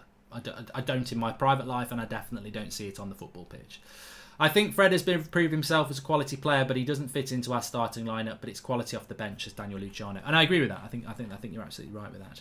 The timer is on. It's above Manchester United. In fact, I can probably put my finger on it. Look at my finger, and you see those numbers. That's the time. Here's my handle. Here's my handle. Here's my spout. Tip me up and pour me out onto the timer. There you go. Please subscribe if you're new on YouTube. I'll have a look at what we're doing. Matic bringing the ball forward here. Nice early goal would be nice. Who are we going for? We've got to get a little bit more interactive. We've always been interactive on this channel, but who are we going for first scorer? First scorer for me, Martial. I'm going Martial first goal. Who are you going for, everybody? Get in there and be part of it. I'm going Martial. We don't need to record what everyone's going for. I know I said Martial, and you know, Rahul says he said Bruno. Trapside says Mason. Christina's gone with Martial. So you know who you've said, and you'll get that satisfaction if you're right or not. BinBen123 has gone with Tony on Twitch, and Greenwood for Electronic 2 times. Pogba for Night Season. I'm trying to read out different ones so that if it happens. Rashford says Rutwick. So we've had a few different. Wan-Bissaka says Owing 47. Fair play. And Big Dill has gone with Shaw, which I would love. I would love for that to happen, but I don't think the chances are high. If I'm actually honest with you on that one. Matt Adams, one of the members, using the Pogba thing. Very clever. I like to see that. So Bournemouth with a throw in here. Bruno's down at the moment, but he's fine. He's just having a bit of a moan. Very competitive, Bruno Fernandes, which is exactly what we want to see. Bournemouth are a good footballing side. Look, I would always say about. I mean, look, I remember a time when United was struggling, and people in our live chats were uttering the words, "How about giving Eddie Howe a chance as the manager of United?" I think I and a few others said at the time that, look, is Eddie Howe a Manchester United manager? It's a massive step up. Just because he's getting relegated with Bournemouth doesn't mean he's not a good manager. I mean, look, they get 11,000 fans at their home ground. They've got a ridiculously low budget. And I think this season Bournemouth have struggled because some of their better players have not played well and some of their better players have been injured. But I still think Eddie Howe's a good manager, but it's a massive ask for them to get something out of this game today. But look, we do get a bit over top in football. Matic getting caught in possession there. Not going to get... You'll be out of the number one charts, but then he wins it back and plays a good pass. So, you see, that's Matic of 2019 makes that mistake and they score. Matic of 2020 makes a mistake and then... good run by Luke Shaw there. Gets it to Rashford. And then he wins it back. Rashford into Martial. Rashford still got it. Bruno wins it. Cross comes in. No one in the middle. I miss Antonio Valencia. He was better than Shaw, says Real New Money 818. One was a right back, one's a left back. No correlation. Give Big Sam Allardyce a chance at Old Trafford, says this Aaron 10. Lingard to score, says Final Fate. I tell you what, I'll give you the money myself if that happens. Matic with a screamer, says BNK. Our passes have been a bit off, says Sophie. It's been a bit... I think it's definitely wet in Manchester today. Martial's just been fouled there. Who did I go with first goal? Oh, did I? I think I said Martial, didn't I? Get up, Tony. Don't be injured. Oh, it's Rashford. Rashford's back. No, Martial was fouled, but Rashford's landed on his back. Ooh, we don't want to see that. And Ollie doing the smart thing by picking the strongest 11 and not playing it by emotions as Ninja Smurf United. That back thing for him, for Martial could be quite a good thing though, because you know if he falls on his back and he gets up and he's okay, it will make him. It's like that thing that Josh Sutton was saying about the barrier when you've had a bad injury. You know you don't want to overcommit. Well, landing on your back and getting up and being all right will probably help Rashford mentally if he is carrying anything on there. Good play by Matic here. And then he gives the ball away, trying to switch the play. Super chat from Dave MUFC. He says, we are back, boys. Demolition job. Few beers in the Crown Bar in Belfast. I'm sure you know it, Mark. Safe and lively. Earphones with me to listen and watch. Lovely stuff. Bournemouth on the attack here. And Lindelof keeps it in from going for a corner. Wan-Bissaka under pressure. Wins a goal kick. Well done. Well done. Well done. Well done. I think Wan-Bissaka is better than Trent, says Alt for Clan. Ooh.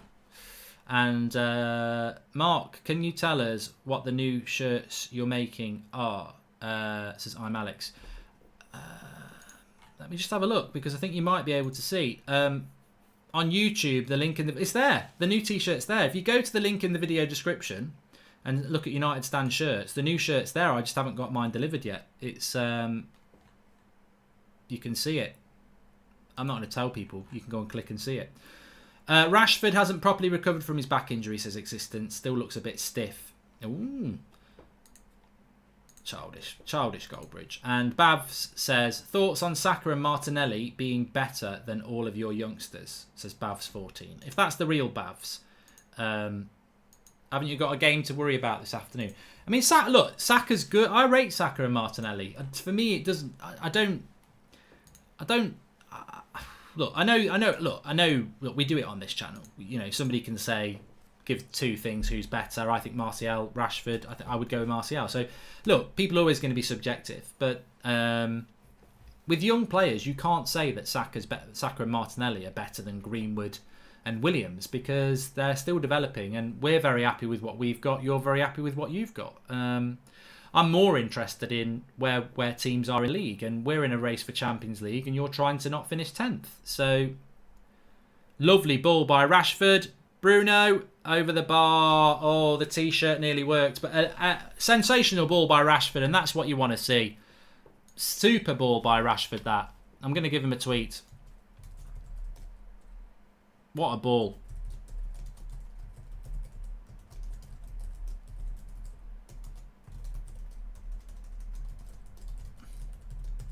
I'd have put money on Bruno finishing that. Rashford with the ball from his own half, finding Bruno in a one-on-one situation, taking out about 4 Bournemouth players with it, and Bruno just pops it over the bar as the keeper runs out. Welcome to Mark Davies, latest member of the United Stand Members Club. Do you feel that Abraham may have been a bit off flash in the pan, or do you feel he can still contribute to Chelsea when trying to compete, says Kieran T? And you should make Ollie t-shirts, they would sell well, says Jenks1102. And finally a Rashford shirt, it's sick. Got my Bruno shirt on now, didn't work there though, says Daniel Luciano. Yeah, the Rashford t-shirt's really nice if you want to check it out. Links in the video description on YouTube. And Callum Best says, get a Rashford shirt, Mark, need to him to get a goal. Well, we have got one available, it's just not come through yet because we only did the design yesterday. Matic coming deep to get the ball here. Decent start from United. And look, we might have to be a little bit patient to break them down.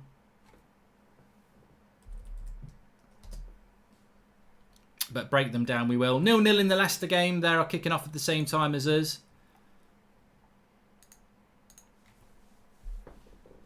Pogba, I like Pogba from the deep position. He's tried to get Luke Shaw in there. Good run by Luke Shaw. You see, this is the thing that Shaw and Wan-Bissaka do. It's the amount of running they do backwards and forwards. You've got to be so fit to play that role that United fullbacks play and Liverpool fullbacks play and a lot of modern fullbacks play, actually. It's a hard job because you've got to be the right defensive player or the left defensive player. And then a lot of the time in this system, you are the attacking force as well. They play so high up the pitch. So, massive amount of distance covered. Sid T, the difference between Pogba and Bruno. Pogba would have tried to tee up Mason there. Bruno takes the shot, but I love them both. Yeah, but you need... Oh, here we go. Bruno. Oh, look at the way he did that. Little dink. Defensive header. United, to me, are getting closer and closer to a goal here. Lovely play by Bruno again. He's just so good. Him and Pogba just... They do things that others could never even think about. The little dinks to keep the possession. The clever little passes that they play. Always wanting the ball. Rashford. Oh, nearly getting Greenwood in there, but Bournemouth will bring the ball away. Are you not going on Hot Mic today, says Emil Egan? No, I don't do it off United Stand. I am on there later on. I'm doing a watch-along on That's Football at 8 o'clock. Chelsea-Watford.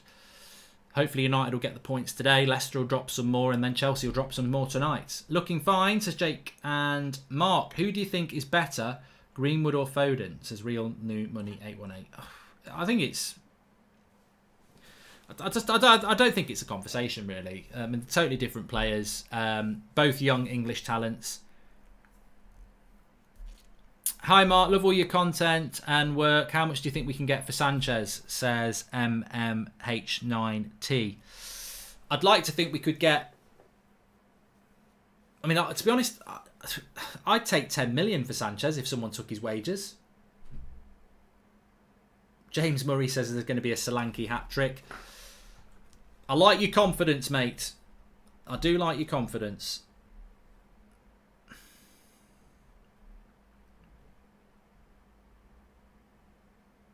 Dave MUFC White. How good is Matic? My God, what a turnaround. I know.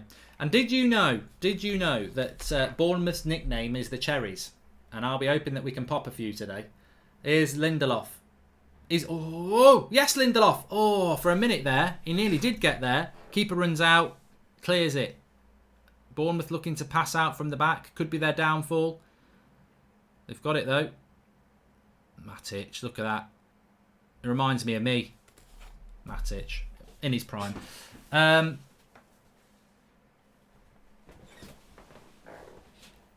Jimmy says he's going to keep us updated on the Leicester game. I think we can all keep ourselves updated on that. But thanks very much.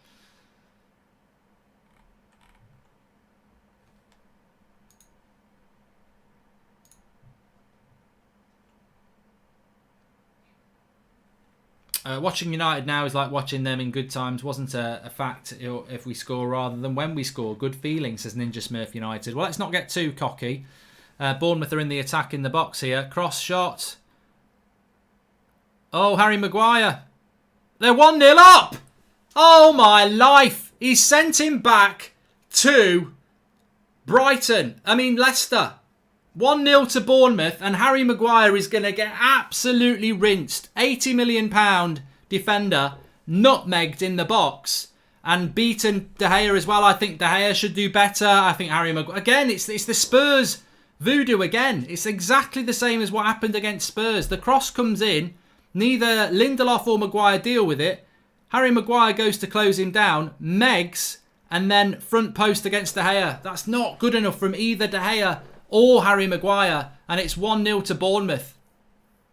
You can't keep doing this, lads. You cannot keep doing this. I think it's Stanislas who scores it, but that's terrible from Harry Maguire, and it's not much better from De Gea.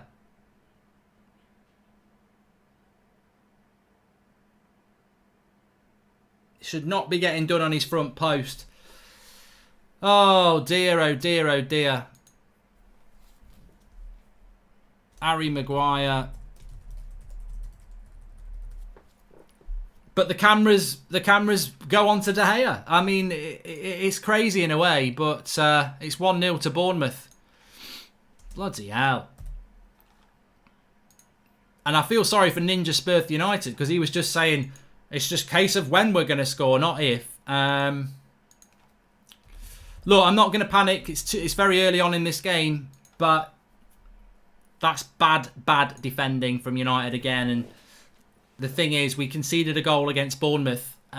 We have conceded a goal against Bournemouth. We conceded a goal against Spurs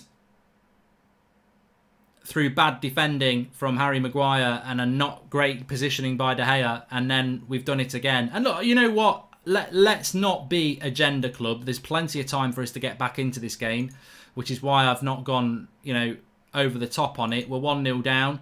Let's gather our thoughts and come back and prove that we're a team that can come back, because we've been beating teams by 0, and that's all fine and well. But let's go and now come back from behind and win this game. But Harry Maguire is, for me, it's the same as the Spurs goal.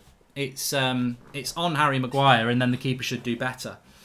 Absolutely shocking from Maguire, says Rayan Cullihan. And do you think Fred and McTominay are good enough for the bench, as Anthony? And Sean Turner. And people say we need to replace Lindelof. How people rate Rashford as well is beyond me, says Sean Turner. Well, I don't know what Rashford's done. He made we could have been 1-0 up if Bruno took his chance. Anyway, free kick here. I think Rashford's going to hit this one. Saeed says the best defender in the world, says Sankadeep. It ain't good. It's not good from Harry Maguire, that isn't. And it's a good shot from, was it Rashford that time? I don't like Rashford on free kicks.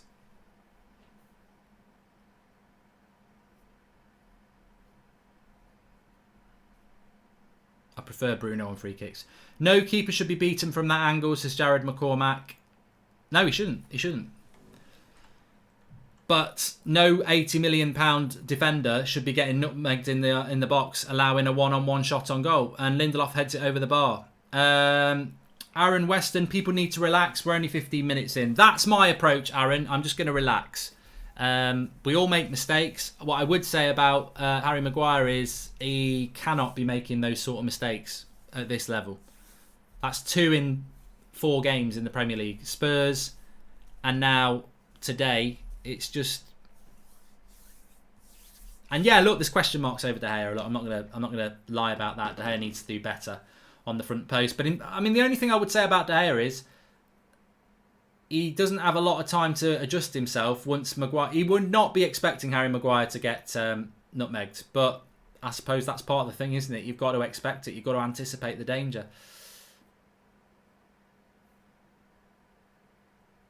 But plenty of time to get back into it. Plenty of time to get into it. Please subscribe if you're new on YouTube. We're only 300 away from 132,000. Bottom right-hand corner to do that. And look, I'm totally confident United are going to come back and win this game. I'm not going to overreact. It's a mistake.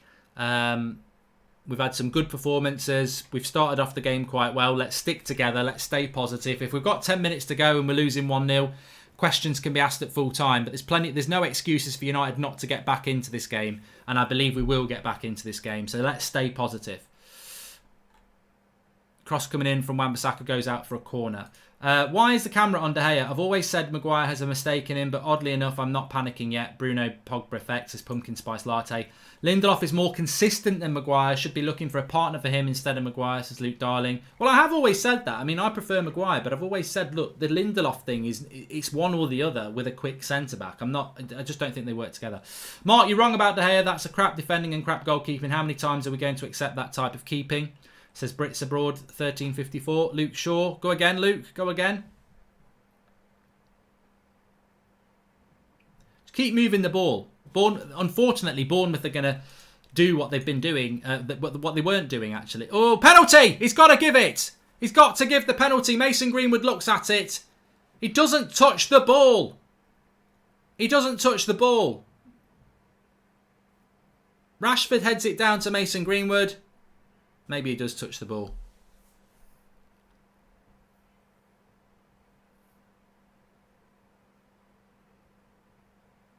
Yeah, keeper gets the ball and knocks it onto Greenwood. It's not a penalty. De Gea had to worry about the cutback as well. That shot was precision. Now watch all the pundits blame just De Gea. That was Phil Jones-esque. Shiraz Kamath Fitness. He shouldn't be getting done on the front post. I would say that. But, It's not a penalty, by the way. It's just a reaction. It's just a reaction. Is Maguire really that much better than Lindelof, says Niall G? I think that's the conversation to have. Look, at the end of the day, Harry Maguire, David De Gea, they're Manchester United players. We will get top 4. We will win this game. Let's not overreact. This ain't the AFTV channel or whatever else. We're not going to overreact at this point. If we go 2-0 down or we're getting played off the park, then questions need to be asked. This is our best 11. Sometimes Man City go behind. Sometimes Liverpool go behind. It's how you react to going behind. It's a setback, but in some ways, I think it's a good test.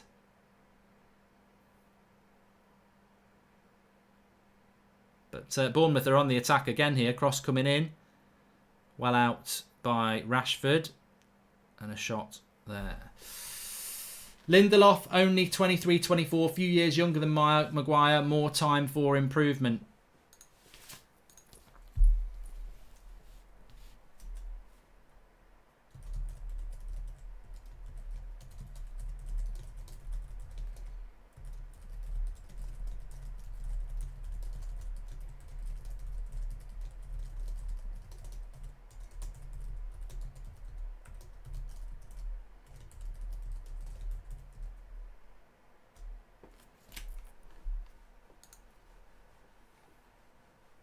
Drinks break now. It's just... it really is... I think the game's fine from United's point of view. I think, look, you can't demand to be 1-0 up in the first 20 minutes. I think it's been fine from Manchester United. I just think that defensively, another mistake has made it a harder game. It's like the Spurs game. The game against Spurs was very similar. I was quite happy with the way we were playing. you're thinking, look, Spurs are going to have to score a good goal to score, and they don't. Craig Kalami says, there's plenty of time to turn it around. I predict 3-1 and a pair of goals from Rashford. He looks hungry for one today. And Sean Turner is our best defender at Roma. Smalling is faster than both Maguire and Lindelof. I'm just watching the goal back again.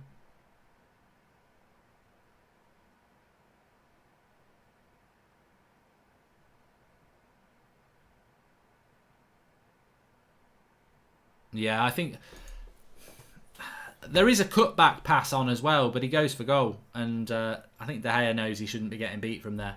I don't know why I'm doing that. Shivan says, I feel De Gea has to always keep in his mind that he's playing with Phil Jones and Rojo. Bad defence, and he would have anticipated that nutmeg. Let's go. And welcome to Andre Shah, latest member of the United Stand Members Club. Thank you for joining. Please subscribe if you're new on YouTube, bottom right hand corner to do that. We're getting very close to 32,000. And also, if you are watching on Twitch, 3,500 of you are, give us a follow because we're very close to 4,000 followers on there. Appreciate that. Lots to come from United still in this game. De Gea and Maguire proving Roy Keane's point again for the second game in a row, says Irish Luck Mate. Well, it's not the second game in a row, is it? Because they didn't do anything against Brighton and Sheffield United, but it's the second time too recently that's happened.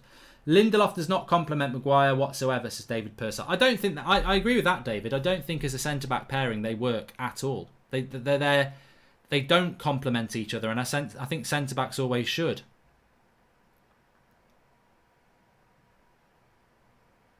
Matic, Rashford, look for the little 1-2s. Nice little ball to Wan-Bissaka. So typical of United, says Aram.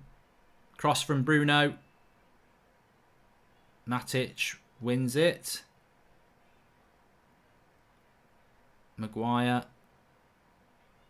into Shaw. See, Bournemouth have got something to really hang on to, haven't they? Poor ball by Bruno there. You've basically given Bournemouth 3 points to defend. Rashford, go wide. Pogba, Wan-Bissaka.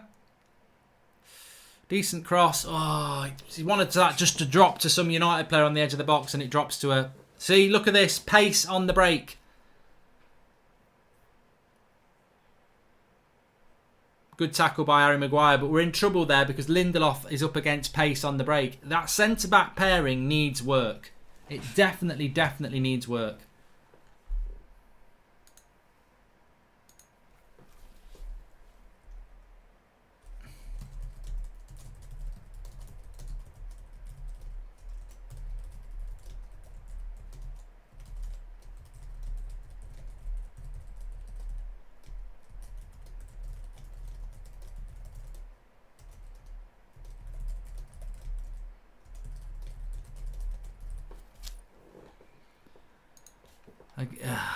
We've got to be a bit careful here. Plenty of time, but plenty of time can run down very, very quickly. St. Maxin says, you're losing to 19th place, you idiot. So, mate, it's a marathon, not a sprint. Plenty of time. We're too good to lose this game, trust me. We're just teasing teams like Arsenal to think that they've got a chance. Although, if we did lose and Leicester drop points and Chelsea drop points, then that's an easy pass from Rashford out to Bruno and he's overhit it. Just calm yourselves down, lads. Calm yourself down. United will tire out Bournemouth defence. They can keep us out forever. They can't keep us out forever. I'm going to say 3-1. Exactly. I think there's a positivity in the fan base, which is good. McManaman being total scouse, donut, biased commentary, says Chunk. This is the great thing about not having to listen to it. In fact, I don't know why that's in my ear. That's from when I was talking to Flex. Feel better now. Michael Hawks, latest member of the United Stand Members Club. Thank you very much. And this is the problem with starting Maguire every game, says the man, Lord Ginger. Well, we are a little bit short at the back at the moment. Here is Rashford, Bruno. Greenwood! 1-1! Back of the net! Bruno with the assist, and Mason Greenwood says, I don't know what you were worried about. He blasts it into the back of the net. Absolutely. I said it was 1-1 before he even hit it. That's the finishing of Mason Greenwood. I haven't seen finishing like this since Daniel LaRusso broke Johnny Lawrence's nose at the end of Karate Kid. Wham, bam, and it's 1-1 Manchester United. And we were just talking about keep calm and carry on. And that's exactly what we've done. We're too good to lose this game. Rashford to Bruno. Lovely little assist to Greenwood. One touch, bang. He ain't missing that. He is lethal. He is the best finisher in the club. And that is absolutely banging from Greenwood. And I think if you watch that back, I said 1-1 before he even hit it. I just knew. And he hits it straight at the keeper. He doesn't even go for... he just goes for power. He doesn't even go for positioning. He goes for power and the keeper can't do anything about it. 1-1. We'll have some of that, people. We'll have some of that. Sit down, haters. Oh, look at you. You're losing to Bournemouth. Oh, you're a banter club. Don't start when there's still an hour to go and we're back level. We won't make the same mistakes here now. We will not. We won't even be talking about Harry Maguire and David De Gea by the end of this game. I can see us going on and winning this at least 3-1. A good response from Manchester United and a lovely goal. And it's Mason Greenwood again. Whoever went for Greenwood to score first, you were right. Let me just change the score. We needed that. And a relatively quick response as well. Bruno with another cross. Ooh, just over Rashford. Luke Shaw. Oh, trying to play Greenwood in and he slipped. I think he would have hit that one as well. And it would have been a harder finish, but good ball in by Luke Shaw. And Bournemouth on the break again. We are getting caught a little bit. 2v2. Stanislas, good block by Lindelof there. Bruno into Martial. Oh, ref. That's got to be a yellow. Lamar goes straight through him. It's got to be a yellow. Yes, get your card out, Mike Dean. 1-1 Manchester United. Half an hour gone. And I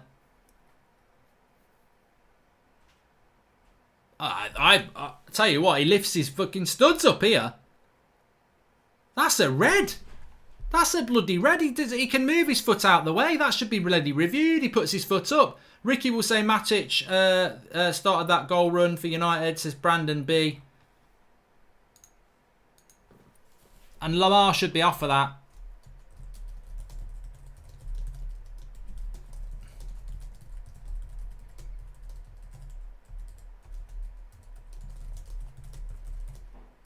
When you play ball, you know he's done that. He's left his foot in on purpose. That's exactly what Ollie's thinking. When you play ball, you know that's a red. And that's why he's shaking his head. Because me and Ollie, and most of you at home, know full well that's a red card. Fucking joke. To the blind eye, that looks innocuous, but he slides along with his foot up. He could easily put it down, and he keeps it up. We'll beat him anyway. Bruno. Pogba. Rashford. Deflection. Oh, I thought it was going in. The bloody camera did me there. Corner.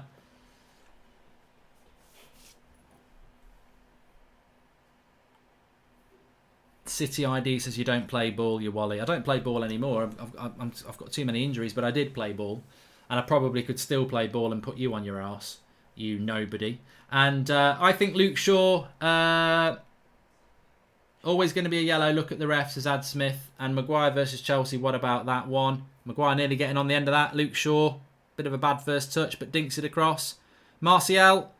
And ball, penalty! Yes, a bloody penalty! That's a penalty! That's a penalty! That's a penalty! That's a bloody penalty! What are you putting your hands out? It's a blatant penalty. Penalty United.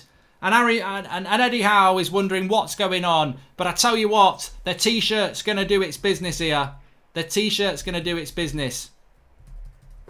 Yeah, it's a blatant penalty that. No messing about. Bruno Fernandes.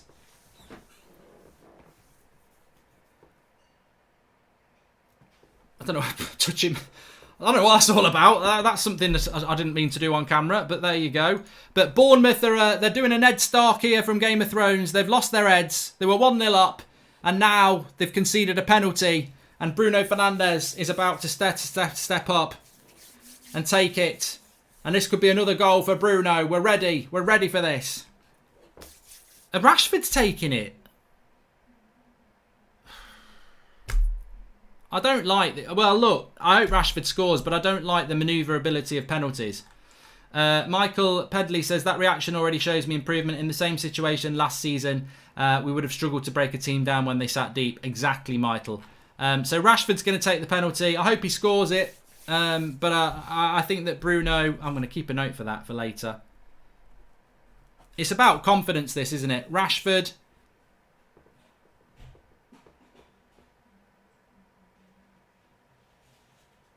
And he scores it. Good goal, Marcus Rashford. Put it in low. He needed the confidence. And Marcus Rashford makes it 2-1 to Manchester United from the penalty. And the cherries have been popped here. They are in trouble. The cherries are Bournemouth, by the way. Rashford passes it home. But, yeah, headless defending. Ned Stark defending from Bournemouth, as I said. Game of Thrones all know what I mean. They've lost their heads. They're 1-0 up. And Rashford strokes it home. Keeper goes the right way, but it's just a good penalty. Rashford.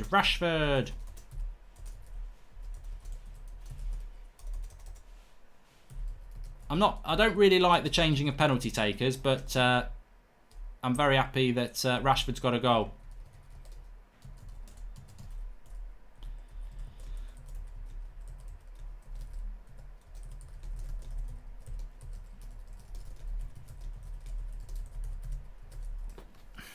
And United have turned this around quick time.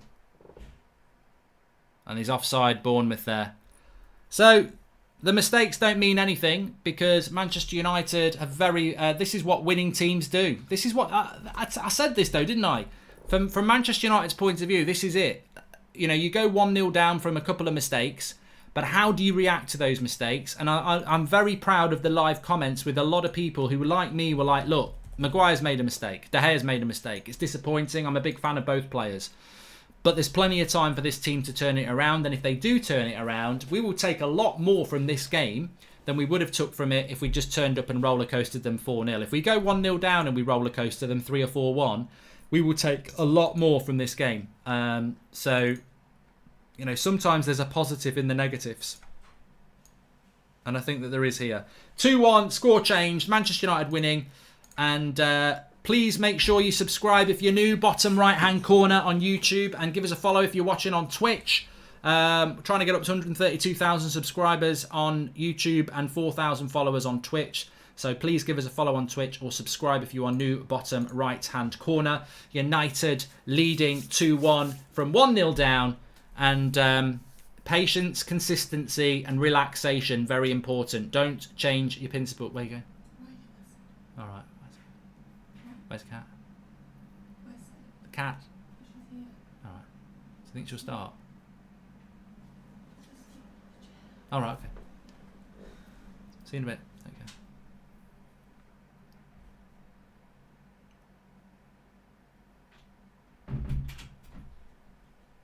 Okay. Life happens. Rashford 20th goal this season, am I right? Says Jack Stewart YouTube.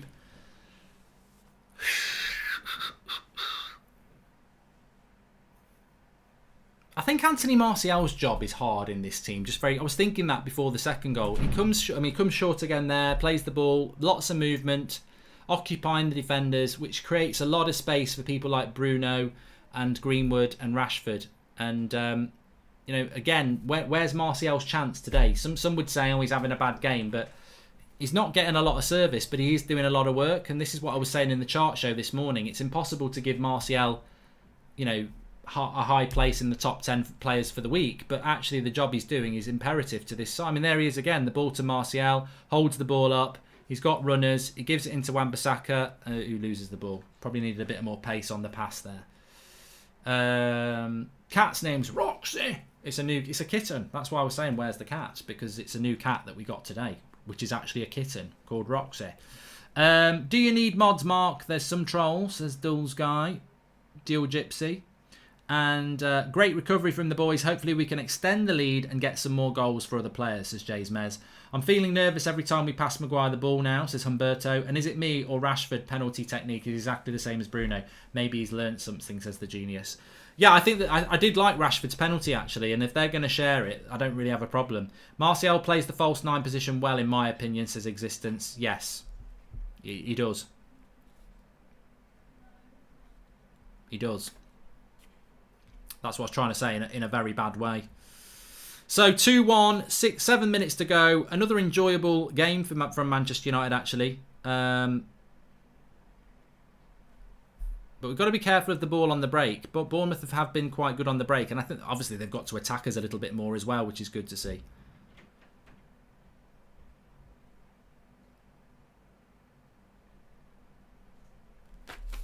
I'm sorry, I love Rashford, but that was terrifying. Bruno all-time penalties. Rashford looking good down the right. Greenwood getting knocked around, says Texas RC Rock. And welcome to Dan Levitt, latest member of the United Stand Members Club. De Gea looking poor today, says Lavin11. And Mark, we will score 3 extra goals, says Tony Martial 990. And who's playing Euros in your opinion? Wan-Bissaka or Trent, says Reindeer. Well, at the moment it'll be Wan-Bissaka. Sorry, it'll be Trent, won't it? But I just wonder whether Trent Alexander-Arnold will evolve like Bale did into a player who moves further up the pitch. I mean, Wan-Bissaka's just... He's so good defensively. Surely, if England are playing a team, like a France or someone like that, and you're up against someone maybe like an Mbappe, do you want Wan-Bissaka or do you want Trent Alexander-Arnold? That's the thing, isn't it? Welcome to the Members Club, Brendan Kelleher. Thank you very much for joining. A little badge next to your name now, and that will change every month. Throw into Bournemouth here, deep in the United half.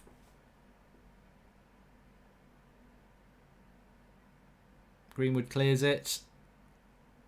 Martial wins the free kick. And that's something Martial's done 3 times today already. He does that job that just alleviates the pressure.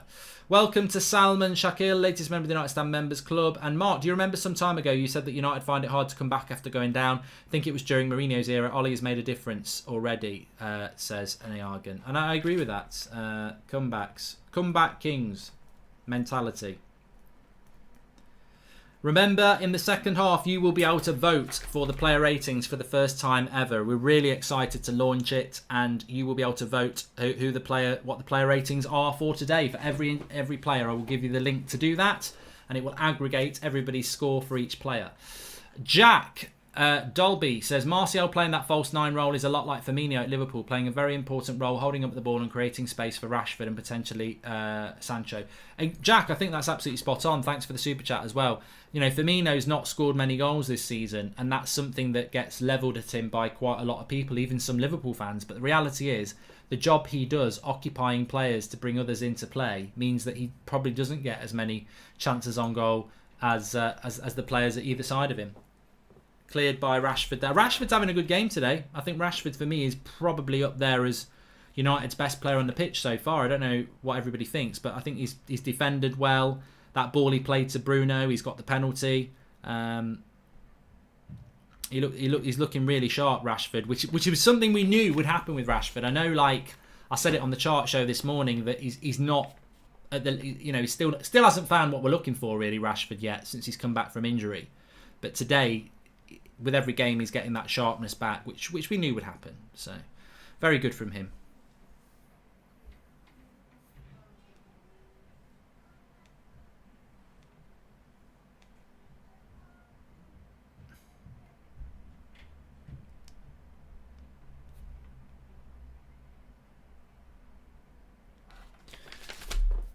Can you sing an old United chant, says YTP TikTok? I think people have had enough of my singing today. Welcome to Callum Azar, latest member of the United Stand Members Club. And Leeds are winning 2-0 apparently.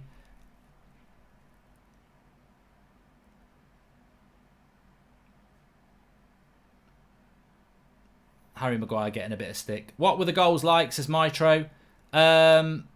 First goal from Mason Greenwood. The Bournemouth goal was a mistake by Harry Maguire and David De Gea again. The equaliser from United was from a pass by Bruno to Mason Greenwood, who just smashed it. Didn't go for precision, just went for power. Keeper couldn't keep it out. And then a handball in the penalty box, which Rashford put the penalty away. Sebastian Bodry, latest member of the club, thank you very much. Still 0-0 Leicester Crystal Palace, by the way. Let me just give you a little bit update what's going on there. 62% possession for Leicester. They've had 6 shots, none on target. Crystal Palace have had 3 shots, of which they've had none on target as well.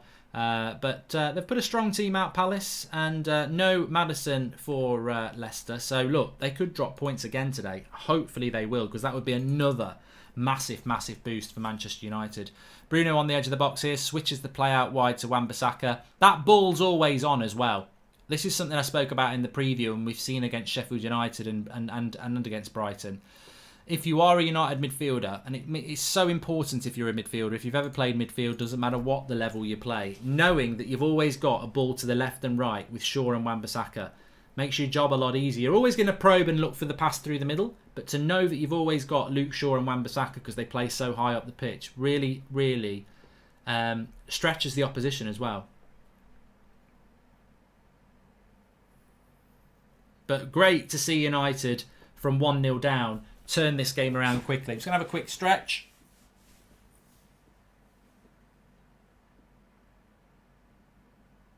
Bad pass by Luke Shaw there, but Martial's got it back.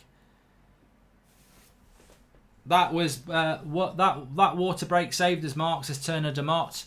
Matic is screwing up the players around him again today, who organises very well, says Nargan. And do you think Ollie will become the next Sir Alex? Says Ollie Frame. Long way to go.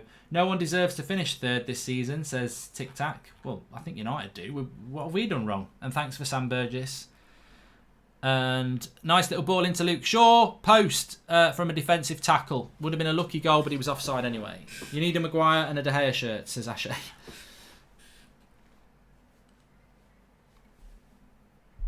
This is Bruno this time, though. Luke Shaw is just offside.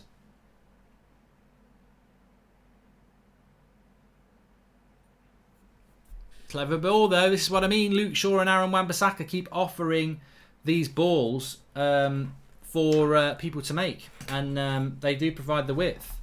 Shaw and AWB width.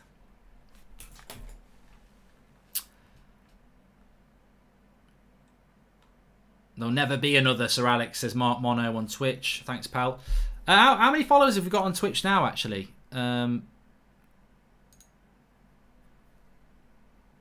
It doesn't update like it does on YouTube. I don't like that.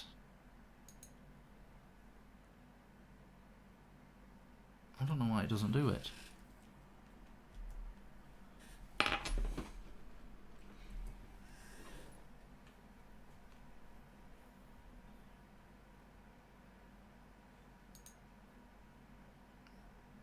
What a goal! What a goal! Abracadabra, I've picked the wrong shirt. Anthony Martial gets his wand out. That's magic. Anthony Martial from absolutely nowhere. And I tell you what, I'm made up for him. I'm absolutely made up for Martial here because we're watching things go. And I can't wait to see this back again. But it's class. It's absolutely world class. Absolutely world class from Martial. Bruno will get the assist again. Martial cutting in from the left-hand side. Oh, forget about it. Forget about it. This is class. This is absolutely brilliant. Off the left-hand side. Cuts inside. Finesse. It's the old R1. R1 circle goal from FIFA. Goldbridge career mode style. In off the bar. That's man it. That. Get in. Get in. Get in and stay in. 3-1 right on half-time. Anthony Martial. That's magic. It's brilliant. Gets his wand out again. And just puts it in the top corner. Brilliant, Martial. I should have wore the Martial t-shirt. But Bruno's got 2 assists. So the t-shirt still works. Martial gets his goal as well. Oh, love it. What an absolute screamer that is. Goal of the month, Martial. Sit down if you don't get it. Absolute screamer from Anthony Martial. If it makes you happy, it can't be that bad. Cheryl Cole. Oh, love it.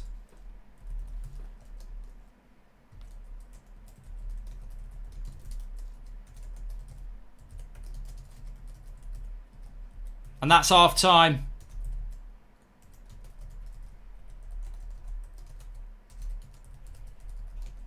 I've got to change the score as well.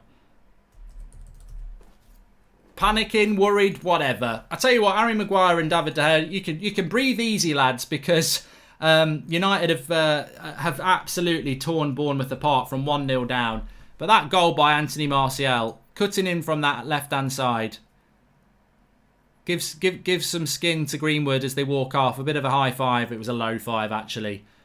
But right deep into injury time of the first half there, Martial. And I'm so pleased about that goal. And the reason I'm pleased about it is because, as we were talking about with Martial, there's a lot of thankless work that he does in that side that is going to stop him scoring goals, probably like Firmino, as we were saying.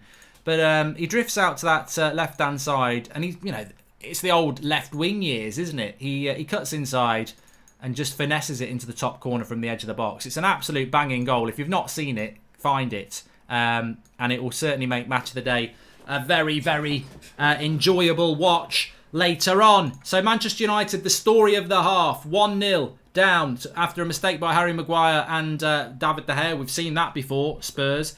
And then an equaliser from Greenwood, played in by Bruno, smashes it home. Penalty from a handball. And then Anthony Martial picks up the ball on the left-hand side from Bruno Fernandes, cuts inside to the edge of the box and finesse curls it into the top corner off the bar. Absolutely brilliant finish from him. Welcome to Toon Army, latest members of the Might Stand Members Club. And I feel as if we're playing great because there are no fans at the stadium, which takes a lot of pressure off our players. Thoughts, says Jace Malas. Interesting sort of thoughts there. 0-0 in the Leicester game at half time.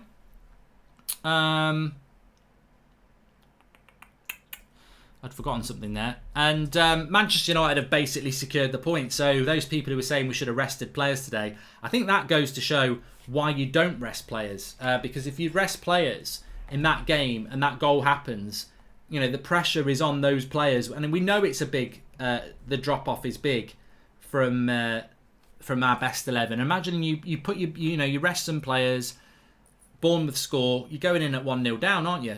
That's what's probably going to happen. So very, very pleased with what United have done there to get back into the game. And let's get Flex on, see what he's got to say. Flex, can you hear me? Hello? Why can't I hear him?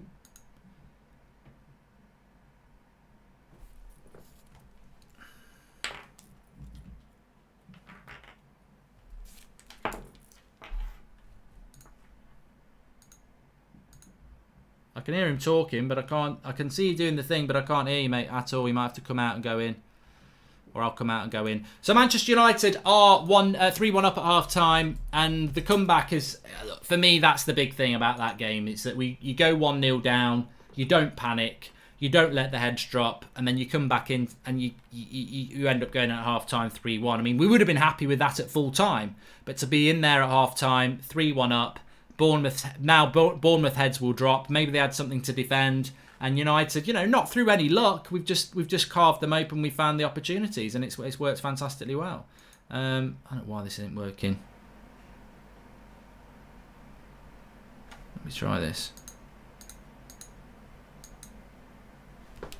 Proper weird.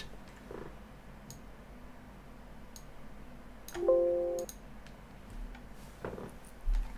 don't know.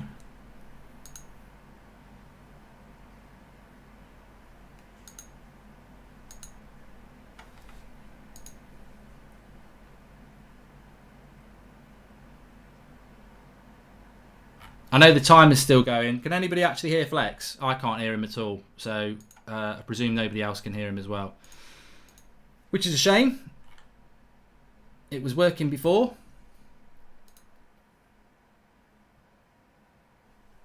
No, nobody can hear him. Okay, we'll have to abandon that because I can't hear him and I've asked him to come in and go out, so it's not working. Right, fine. We'll just have to interact with the comments. So, let's have a look what people have got to say. Snake Doctor says, can certain people start getting behind Martial now, please? The boy is pure class, and what a finish. Pogba has been very disciplined today. A workmanlike performance. Impressed, says Josh Sutton. I love the diversity of the goals and the many players involved in each and not from counter-attacking, says Daniel Luciano. No, we're a we are a team now that plays on the front foot, and it's great to see. Very great to see. Ewan Black says, currently at Safari Park, so watching this on my phone instead of the game, but love the content, guys, and keep it up working. Enjoy the Safari Park. Jenks says this can be a 5-1 game. Goals by Bruno and Harry and Paul. And Jordan Burgess says, Mark, let me know when I can sing Ollie's at the Wheel again. Mark, when we've got top 4, I think. And Mark, hello. Since we have an easy fixture, you think we'll have 4th place, says Euro Boss.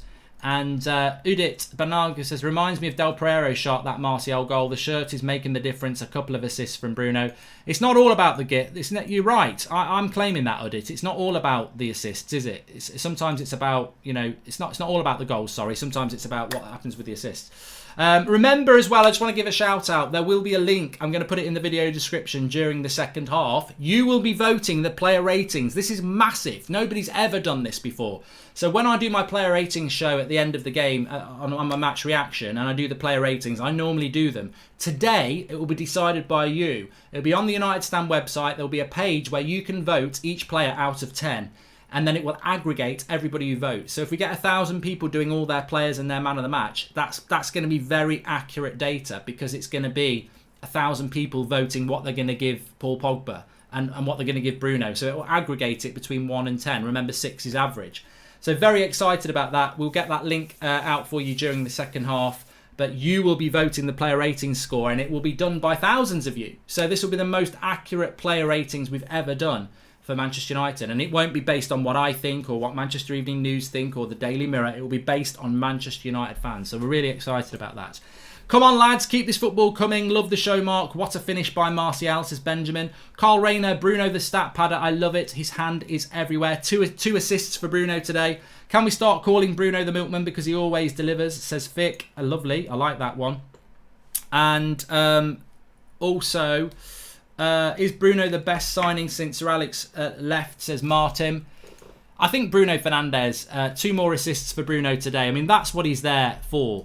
I've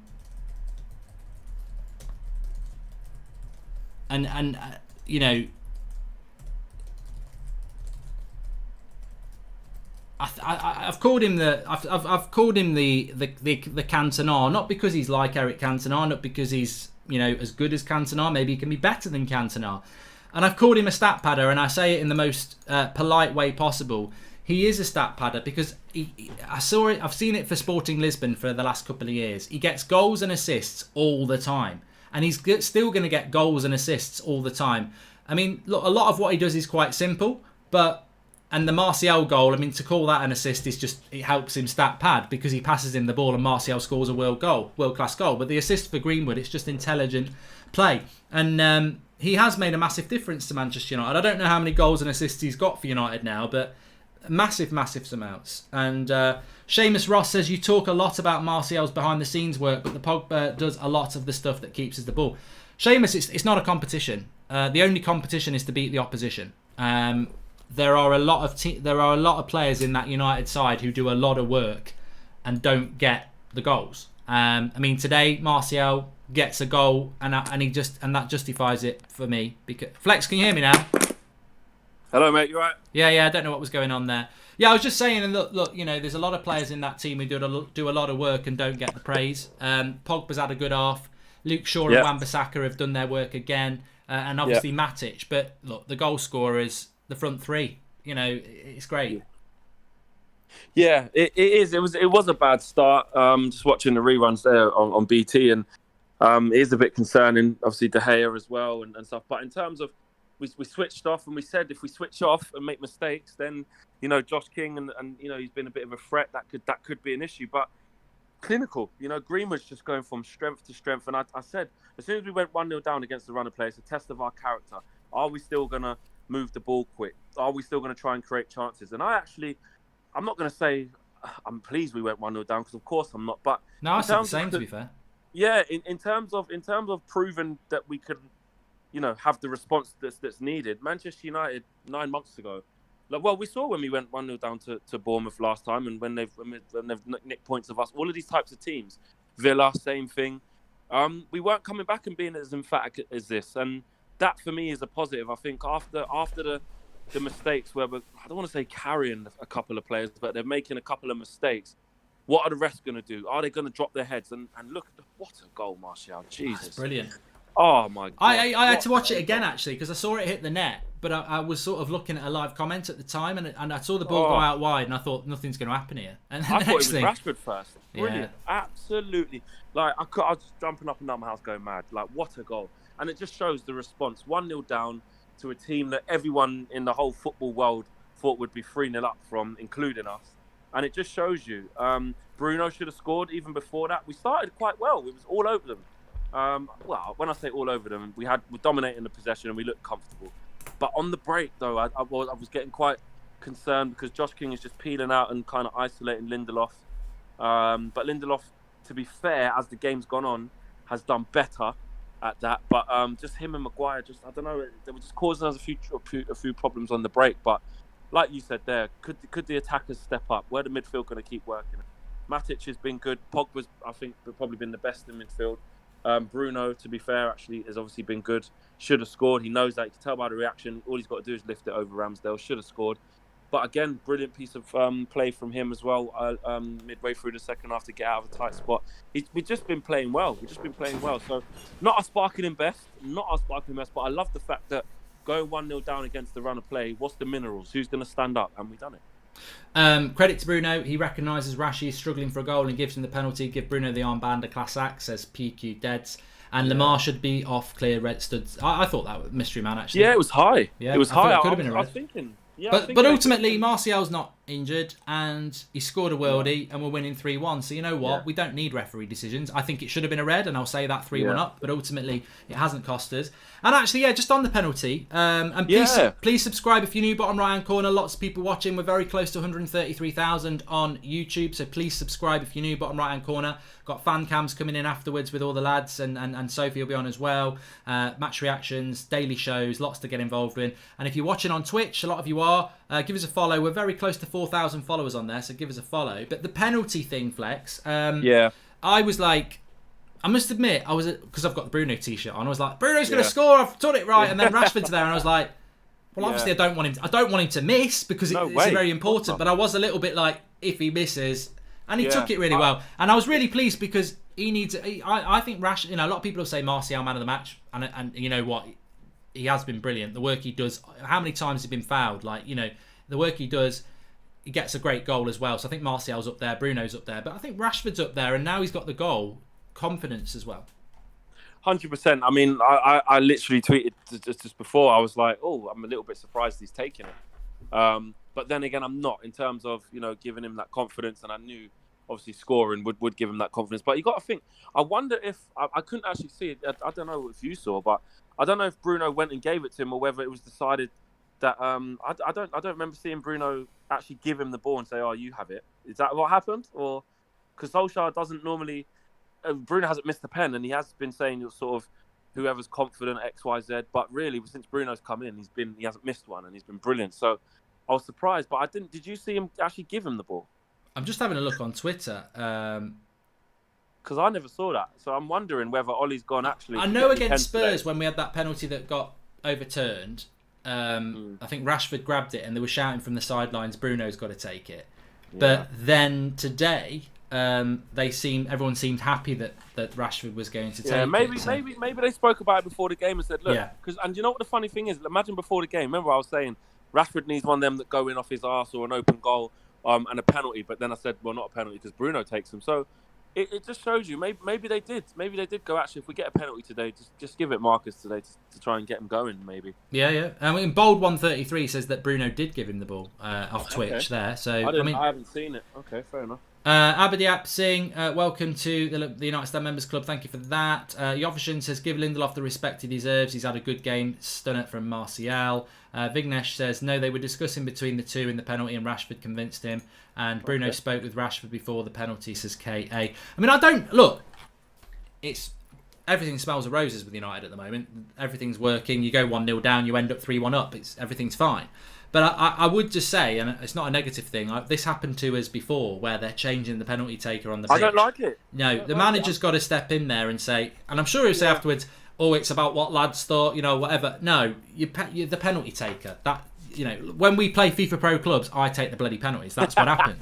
And if I miss, then someone can have a go and say I'm taking them from now on. Like, you know, you have that debate then. But I ain't sharing it around because someone says, "Oh, I won it and I feel confident." No, this is what I do. This is what I do. Yeah. It goes back to when we went through that awful period when we just kept missing them and we kept looking for someone. We was moving to, you know, I remember bantering saying, "Let De Gea come out and go and take it." We couldn't score for anything. And we've had a lot of penalties this year, by the way, a lot. That was a stone wall, though. I mean, there's no 100%. Doubt, that was a stonewall penalty. 100%. I could see it from here straight away. I was like, that's a bloody penalty. Yeah, straight away. You didn't even need VAR for that. But the thing that I was going to say is that me personally, I'm just not a fan. I don't know if it's old school or whatever. Any team I've ever played in, you got your penalty taker, and that's who it is. And if they miss, even if they miss one or two, they're still the penalty taker because they're the best. But I think with us, Ollie's obviously wanted to kind of do that thing where he shares it out. I mean, but in this instance, we can't complain because hopefully that will give Rashi, you know, the confidence he needs. And obviously that's his 20th goal in all competitions, man. So, do you know what I mean? You've got to look at the positives. Definitely. Substitution coming on here. And there is a lot of rain in Manchester. That's not a new thing. Second half, what are you thinking? Making some changes? Keep carrying on? I mean, look, Bruno's got 2 assists. Martial's got his goal. Rashford's got his goal.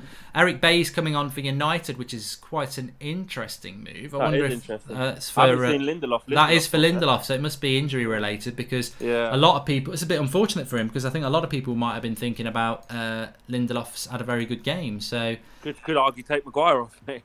Well, yeah, I don't think it can be about giving people a rest, but maybe it is. Must be a knock there. Now there's got to be a knock for it to make changes at half time when you're not losing. It's got to be a knock. You're this comfortable at the back as well. It's got to be a knock. I would have thought Brooks is coming off as well. More. I would say more of the same. I'd leave it the same for about another 10-15. If we're still 3-1 up, because it is. You know, I can't see Bournemouth getting back into it. No chance. Then make a couple of changes, but again, not too many because we'll lose the tempo. You know, maybe Dan James across one. Good save, De Gea. Say that again. Good save, De Gea, and they hit the post. Wow, Bournemouth nearly scored there. I'll let you get off Flex then. All right, I'm way behind. All right, nice one. I'll catch you in a bit, mate. Ta-da. Bye-bye. Ruining the game for Flex there because I know he's a little bit behind. But good save. That was a good save by De Gea there. Maguire again making the mistake, says Alfie King. I'd like to see it back a bit again. Just giving a corner away. Sloppy start from United is what I would say, second half. Maguire just not looking great. I don't think he's going to do great on the player ratings today. And a penalty's been given as well. Is it? Has he given a penalty or what?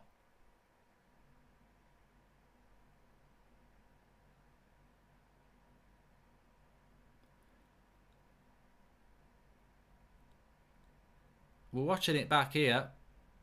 That's not a penalty. Good save by De Gea. Again, he leaves his front... He's lucky, De Gea, there. He leaves his front post again. He makes a good save and then he leaves his front post again. He's lucky, De Gea, here. He's got to be... I don't know if... Unless he's got someone... I mean, to be fair, he's covering the pass back as well. De Gea's not really at fault there because when you look at it, it looks like he's trying to cover the pass back for a tap-in. But...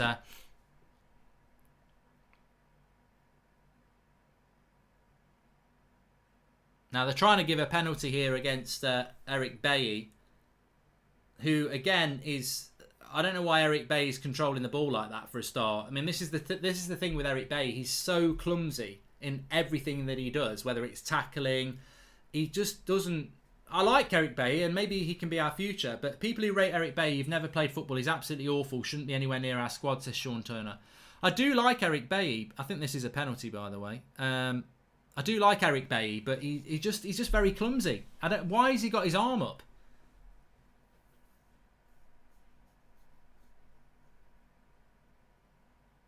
It's not in the box though. If it's on the line, is it? I don't know. Is on the line? Look, they'll tell us. They know the rules better than us. But Eric Bailly's gone to control the ball and put his arms up. Why not head it? Why doesn't he head the ball there?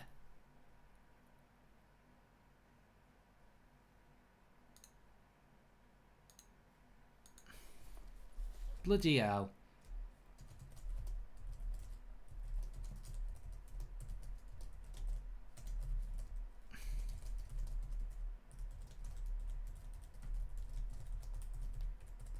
And a penalty's been given.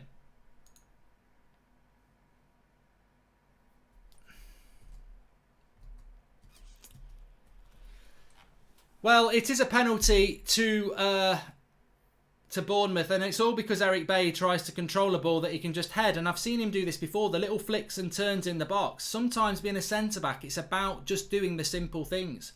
So De Gea up against Bournemouth here. And it's a goal, it's 3-2. So United are not making easy work of this game.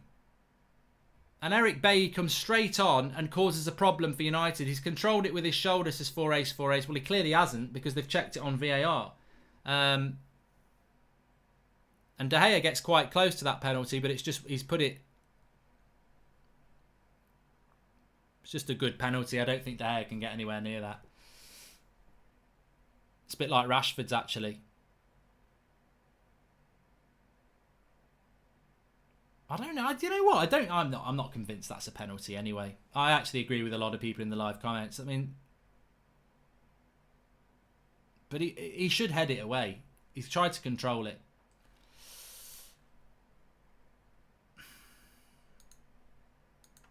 (3-2) then. United concede another sloppy goal. And it gives Bournemouth a little bit of a lifeline. And Solskjaer looks a bit unhappy. Does anybody know what's happened to Lindelof, by the way? Because I think with Lindelof on the pitch, that doesn't actually happen. 5 goals in this game already. United need to sort themselves at the back because this is going to undermine us. If you score 3 goals at half-time, you expect the game to be won. And defensively, we have been a little bit a lot bit shoddy this game. 3-2 then. Barely even sat down for the second half. And United... Ooh, Greenwood was in. I think there's plenty of goals in this game for United, but defensively we've just been a little bit dodgy, haven't we? Let's be honest. Oh, for fuck's sake! He's got to be offside. He's offside. I'll tell you what, they've scored. They bloody scored, but it's offside. And Eric Bailly again. He's all over the shop. All over the shop. Matic with the hospital pass also says 4-ace.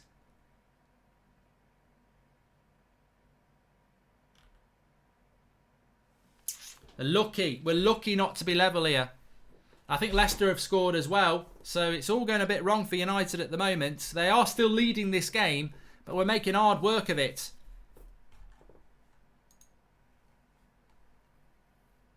Offside.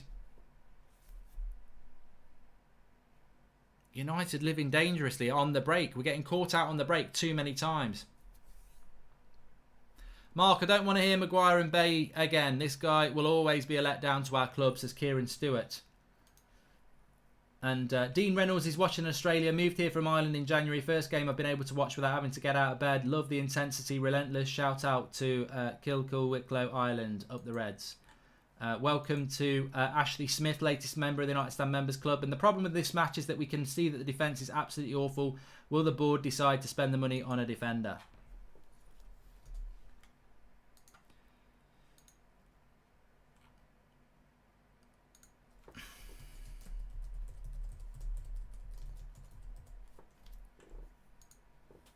We definitely need a centre-back. I've just tweeted that. We do definitely need a centre-back. The thing about Eric Bailly is, I mean, look, Ricky's very... And I'm sure Ricky's fan cam will be good. I'm starting to rethink this now. We need Koulibaly. I would have him instead of Sancho, says Trent Singh. I think when people say United are 3 or 4 players away, this is what they mean. You know, people have the audacity to talk about Luke Shaw, who never does anything wrong, when we need a centre back, we need another midfielder, we need another attacker. Welcome to Roman Singh, latest member of the United Stand Members Club, and Lindelof is our best defender. Bay is another Jones, and Maguire is not that great, says Bogdan. We need a new centre back to partner with Maguire, says Callum Azair. Does anybody know what's happened with Lindelof? I don't know whether they put it out because I can't hear anything because there's nothing actually being said in there. What is Bay doing? Leaving the man he's marking, says Frederick Larson. It might, you know what, in fairness to the penalty we conceded, it might have been a harsh penalty to concede, but ultimately the way Eric Bailly controls the ball isn't right anyway. You don't control a ball like that. Mason Greenwood here. Oh! That That is world class. Forget about it. Forget about it. The cherries are in the mud, and Mason Greenwood is... Oh, my life. We've got a player here. We have got a player here. He's out. It's out of nothing. He's on the edge of the box. He wanders into the box, right on the right angle, and then smashes it across the face of the goal into the top corner. It's absolutely world class. It's out of nothing. We said there'd be goals in this game. I tell you what, he's took Martial's wand, and this is even better. Martial scores a banger, but this is individualism, and it's a fantastic shot across the face of the goalkeeper. Absolutely magnificent from Mason Greenwood. And Manchester United, again, it's the power of the shot. The keeper gets his hand on it, but it's the power of the shot. Left foot, right foot. Absolutely fantastic. What a goal.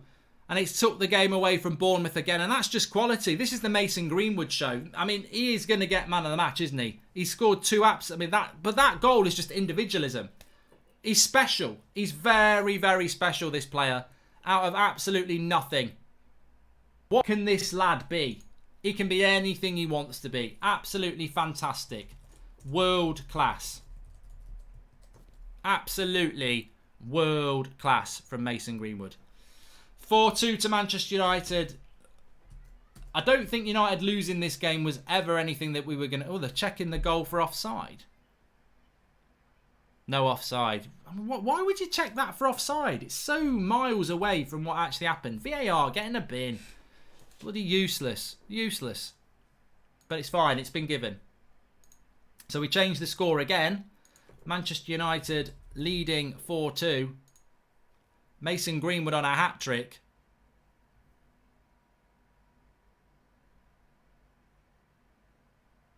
I don't think Ollie will want to make any changes fast in this game because it's ebbing and flowing end to end. I mean, fair play to Bournemouth. They've made it a really entertaining game for us to watch as United fans. And, you know, we've got another however many goals from this game, 4 goals. I mean, we've also got to see that defensively we're not that great. But I think there's more in it, and I wouldn't make changes if I was Ollie because this game could change very, very quickly. Adam Levitt, thanks for the contribution, and can't wait to give Maguire and Bailly a 1 on the player ratings, says Scott Andrews. Greenwood's got 2, and the second goal of his is just fantastic. Absolutely fantastic. Greenwood, your beauty. Ollie doesn't look happy. Eric Bailly is going to get the hairdryer, says the Central. And I presume Eric Bailly's... I mean, we've only had 11 minutes. We've not even played an hour and we've had 6 goals. Ollie won't be happy with the 2 conceded. And this is where you need to go, though. This is where you need to go. You need to go to these places to have these conversations. Welcome to Curtis Kittow, latest member of the United Stand Members Club. But this is very important because...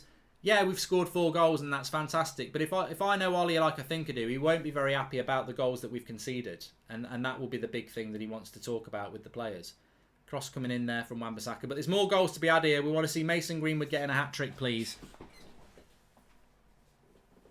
Here is Martial. Cut it back. Oh, no, Bruno won't get there.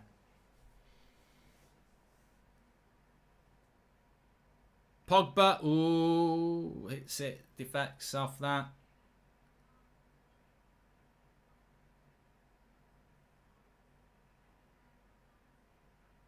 Maguire bringing it forward.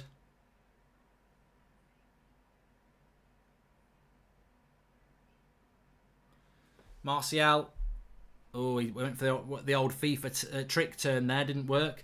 What do you think of McTominay against centre-back against teams where we just defend the counter? I think he could do a good job, says Kieran Sturt. Some would say he'd do a better job than Eric Bailly. I think the United are going to get a free kick here. And off topic, but we need to incorporate professional fouls in our transition to defensive play. We don't do it enough. Not a handball, by the way, says Jimmy Marseille.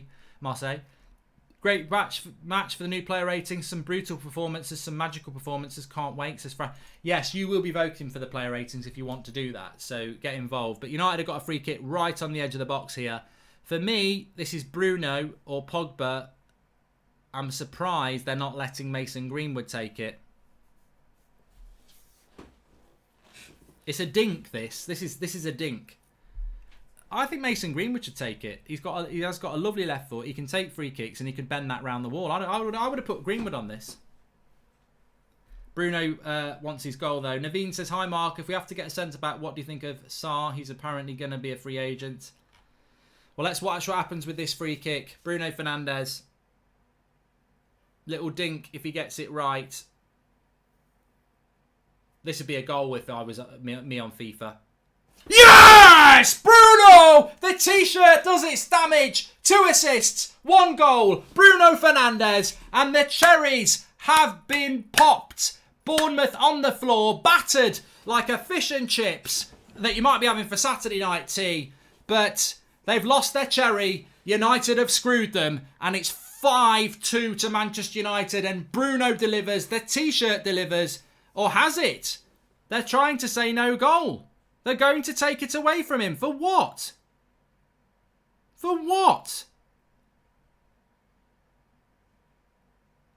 The keeper gets a hand on it, so if it's indirect, I don't know what they're on about here.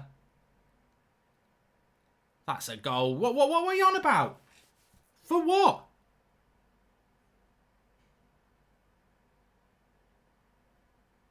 What are they on about? Oh, you know what you can do? You can take your VAR and stick it right up your arse, because for what? This is taking football to a new level if they don't give this.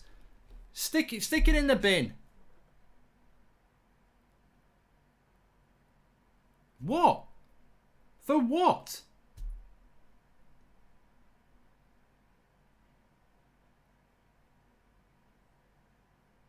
VAR. To football what chicken is to Nando's. That doesn't actually work. Oh, they've given it. Yes, get in. You see, this is what I mean. You're celebrating a bloody great goal and it comes back and takes a little bit away. It's just get rid of this bloody VAR, for God's sake. It just takes things away. But we're VAR, Bruno, B-R-U-N-O. That's all you need to know. Two assists and a goal, and we've only had an hour. This guy is just world class, absolutely world class.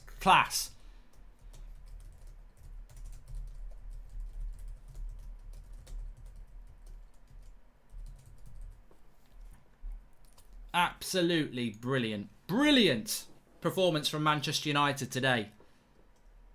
And you know what? I'd take 5-2 over 3-0, because also you battered a team and the attacking elements of the team are absolutely spot on, but we also learn about our weaknesses as well. Good header away by Harry Maguire there. But there's nothing wrong with this. You know, we also see what our weaknesses are whilst always also battering aside. And it's good for goal difference as well. Keep the foot on the pedal. Definitely keep the foot on the pedal. How long can the t-shirt thing keep going? Well, it can go as long as it needs to, baby. As long as it needs to. But Manchester United and Bruno Fernandes. What I love about Bruno today is that all the haters, I'm not going to call them haters. That's the wrong word. As we stretch it out, but as we stretch it out, there are people out there who call him overrated from rival clubs. I know why they're doing that. I already know why they're doing it. They're doing it because they're jealous and they wish they had him at their club. So, you know, let the haters hate, or let the bitter people say he's overrated. There's nothing overrated about this guy. I mean, what are his stats now in the Premier League?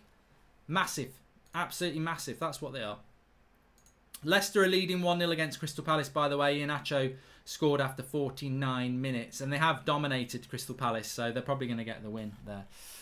Big up the t-shirt, says Lewis Gratton. Thank you, pal. If you want to get a t-shirt, they do ship worldwide. If you're on YouTube, the link's in the video description for that. We've got the Bruno t-shirt. It's in red. It's in black. I think it's in navy blue. Fred's coming on for Manchester United. I think we're going to have not quite a water break yet, but it's a chance for Fred to come on. Probably take Matic off, maybe Pogba off. Bruno already has the same amount of league goals as Pepe, says Shane Farris. I think he might have one more now. And Fred on for Pogba, says Ryan McGreevy. A few super chats coming in. Mark just saw the start. The Rashford, Martial and Greenwood have more goals than Salah, Mane and Firmino this season. 55-51, which is impressive, says Adam Levitt. Aram Halk Ekmart says this match is crazy. Not the game to make 5 subs to best players. Hope Ollie doesn't take off all our threat. And Christian Carpenter, love this. When is the last time we even scored 5 goals in the Prem? I know.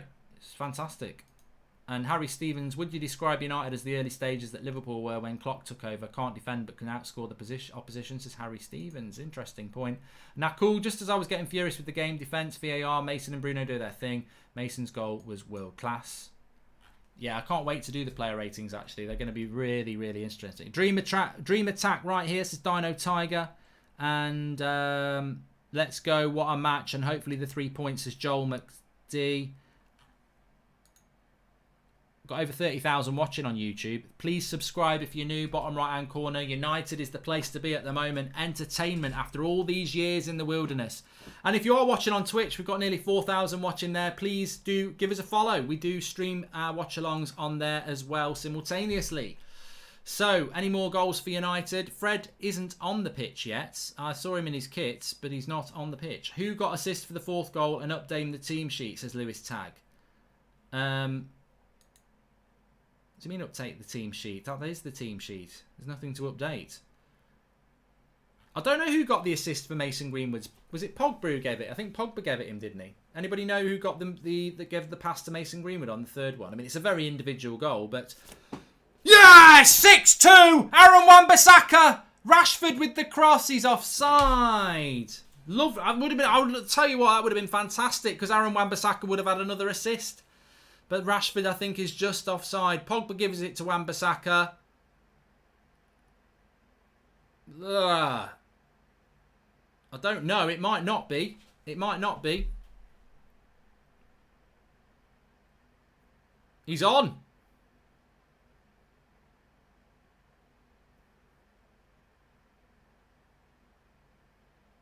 I think he's onside here. Or is he off? Oh, bloody... Get in the bloody bin, VAR. I don't understand what these lines are all about. I think he's going to be offside by his shoulder.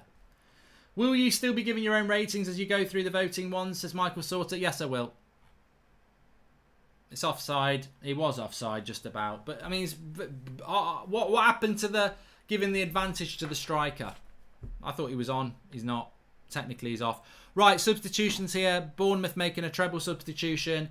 Do you think Martial has to make the France team, says now Abdul. I really don't care about international football. If Martial doesn't make the French team, it's 2 games less for him, isn't it? So I'm not really bothered.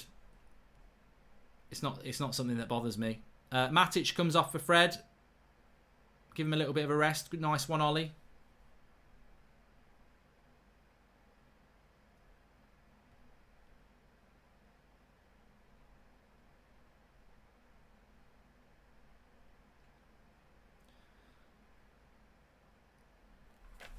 Five goals in the Prem was Sir Alex Ferguson last game, says MLG.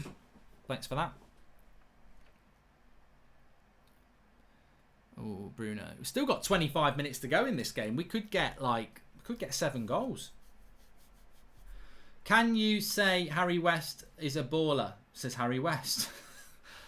It's a fair super chat, you know. Big up yourself with your own thing, but fair play, Harry.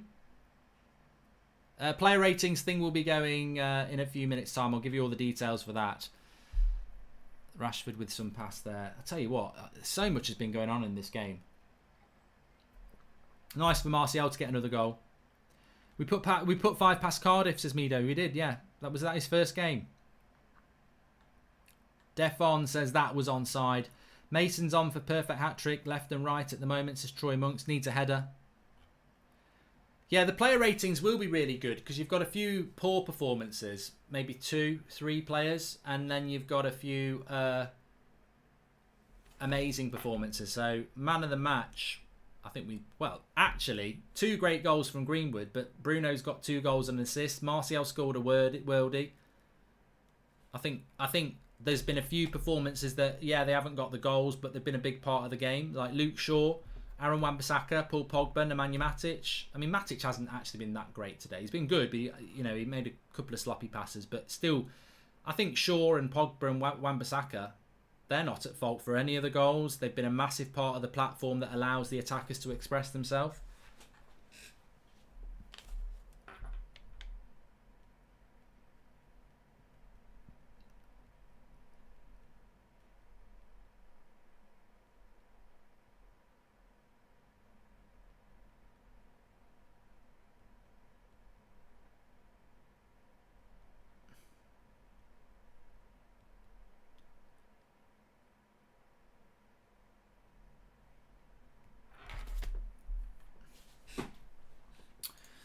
VAR this game has been shocking. The officials are doing all they can to delist our goals, says Anthony Zabata. I still don't even know what they were trying to give the offside for on the Bruno one.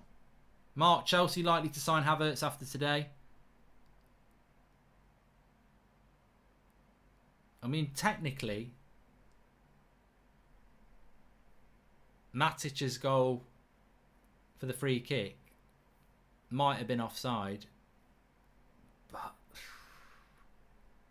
Mark, Chelsea likely to sign Havertz after today. United sitting back and watching Chelsea play career mode. Thoughts, says Hazem7. VAR this game has been shocking, as we've done. And Greenwood or Bruno for man of the match, though. Call Matic got the assist for second goal from Greenwood. I thought Bruno was coming off there. He's not. He's just having a drinks break, so that's good to see.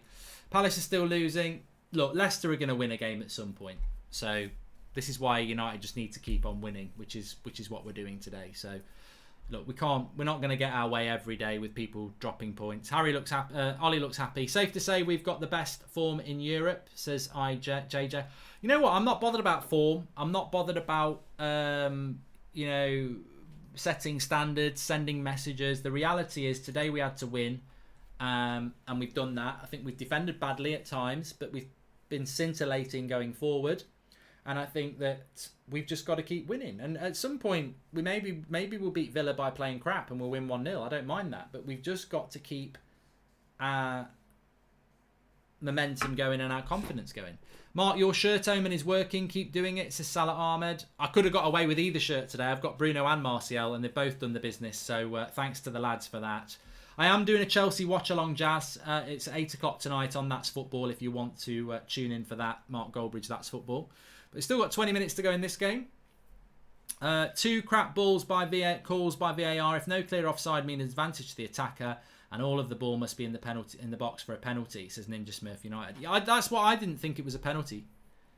I thought the way Eric Bailly controlled it was silly, but I didn't think it was a penalty because I didn't think it went in the box. Greenwood's first goal was like Bergwijn's when he blasted it at De Gea, but pundits won't say anything about the Bournemouth keeper, says Vincent Matthews. And Bruno VAR check was to see if we were too close to their wall. Another pointless VAR check, says Chris Chisholm. But they were just trying to find out if Matic was offside from it as well. Ridiculous. Bloody ridiculous, really.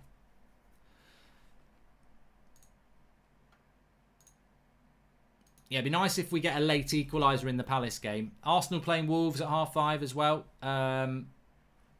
Could be an opportunity in that game. United here with Martial. I'm so glad that Martial scored that goal. Not just because it was a worldie, but I think today he's just not had any. He's had to score a goal. This is what irritates me about people who say, well, Martial had a shit game. How many shots on goal has Martial had today, apart from the worldie? He's had no.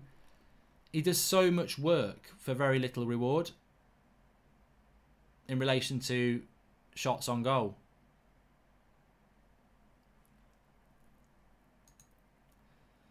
Back on the halfway lane with Eric Bailly. Good pass out to Wan-Bissaka. He's got plenty of time here. He can put a cross in if he wants. He might go back to Fred, which he does. Nice to see Fred getting a good 25 minutes as well. I think that's important. You're not just knocking the ball around here. I definitely think there'll be more goals in this game, yeah. I mean, God knows, we might concede another goal the way we've played, but Luke Shaw. Oh, you could have had a goal, Luke. Corner. I think if Luke Shaw had anticipated that, he could have hit it with his left foot. It goes for a corner from a shot from Martial.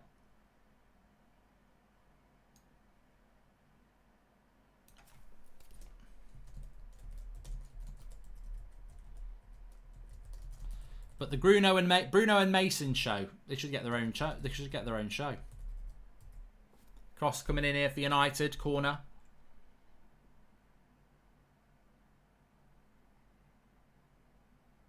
Ooh, nearly an own goal, but it's back in the keeper's arms. Hello. Weird.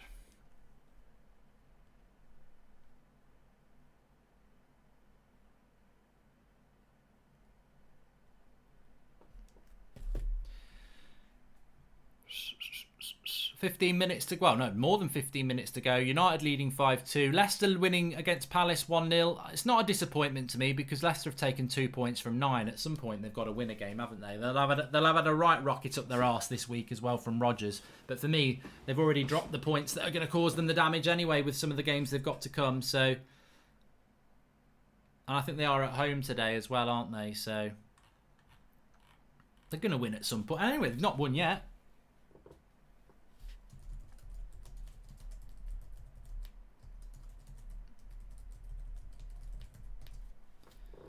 Dance when you want a chance. Please, brother, take a chance. You know which way you want to go. I'm not going to sing, don't worry.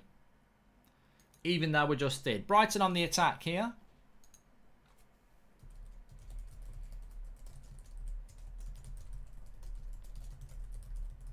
Another couple of subs from United. Mason... Oh, I don't think he will take Mason Greenwood off. He is taking Mason Greenwood off. No hat-trick for him. So off comes Mason. Will be a contender for man of the match, no doubt about that.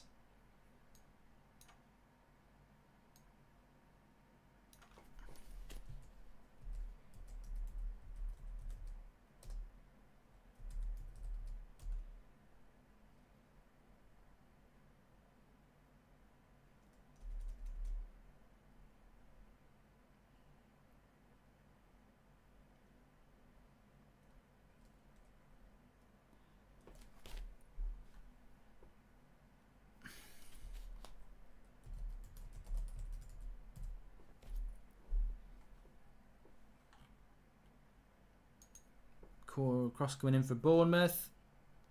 Oh, I tell you what, and then he got another goal then. Sloppy from Manchester United again. I just don't... I'm starting to worry about De Gea a little bit myself here.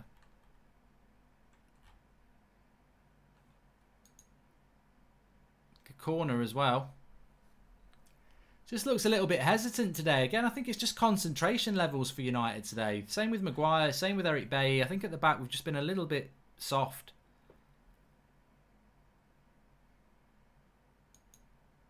You know, a big long kick by De Gea there. How does VAR do all this to all us but give Bournemouth a yellow for the tackle on Martial, says Corbin. Defensively poor from both teams, says Zek, so we'd expect it from Bournemouth. Position of the ball doesn't matter on fouls, free kicks, penalties. Why was Lindelof subbed? Bay needs to be sold, says Wayne Greener.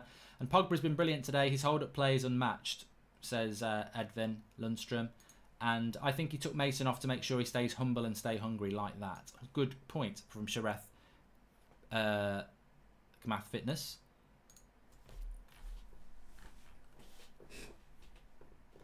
Gale is the best striker in the league since St Max. So we've got a Newcastle fan in the comments on Twitch. 2-0 to Leicester, so they're going to get a win, which means we've only improved our goal difference by 1 if that stays 2-0 to them. Dan James on for Mason Greenwood then. So Rashford's gone to the right and Dan James goes on to the left.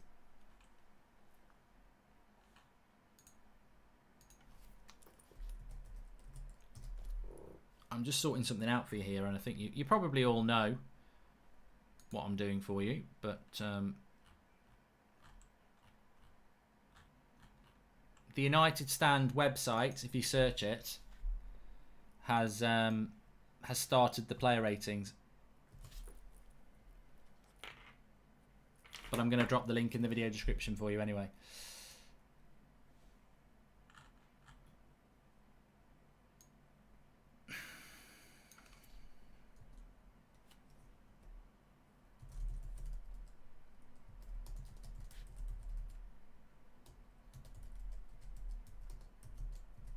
Bruno out to Rashford. Cross comes in. Oh, that's a lovely cross by Rashford.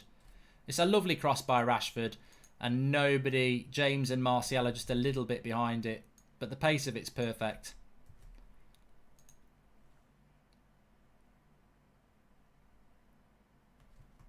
Might have been an offside anyway, knowing this bloody VAR.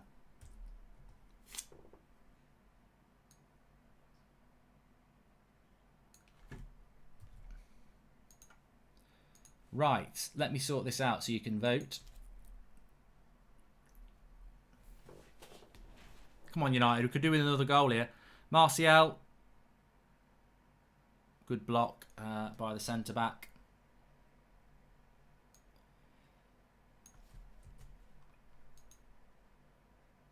Right, if you click the link in the video description on the watch along on YouTube, you'll go straight to the player ratings votes. For your votes to be registered, you've got to vote for every single player. You can mark them out of 10. 6 is the average. And I can tell you at the moment, De Gea's on a 4.9, Wan-Bissaka 7.3, Lindelof 6.7, Harry Maguire 4.8, Luke Shaw 7.1, Matic 6. I'm loving it. I absolutely love this. This is going to be so good on the match reaction, where you are basically voting for the players. And I think you have to put a star next to the player that you want to be man of the match, by the way, as well. But obviously the score thing is there. The link's in the video description. Revolutionary on the United stand now. You, the viewers, vote for the player ratings. And but you have to vote for every player out of 10 for your score to be registered. United are about to make a couple of subs here. Igalo's coming on for Martial, and Rashford's coming on off for Mata. But smiles on their faces. They'll be very, very happy. They just walk straight off the pitch and the other players come on. Let me just double check. Yeah, next to the bell, link in the video description. After the t-shirts one, it says player ratings, vote here. So where it says get United stand exclusive t-shirts, after that link you'll see the bell. It says player ratings, vote here. That's where you go and vote.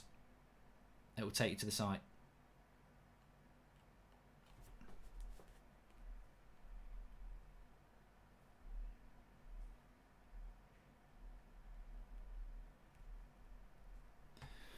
I'm not saying right is wrong, but it's up to us to rate the best of all the things that come our way.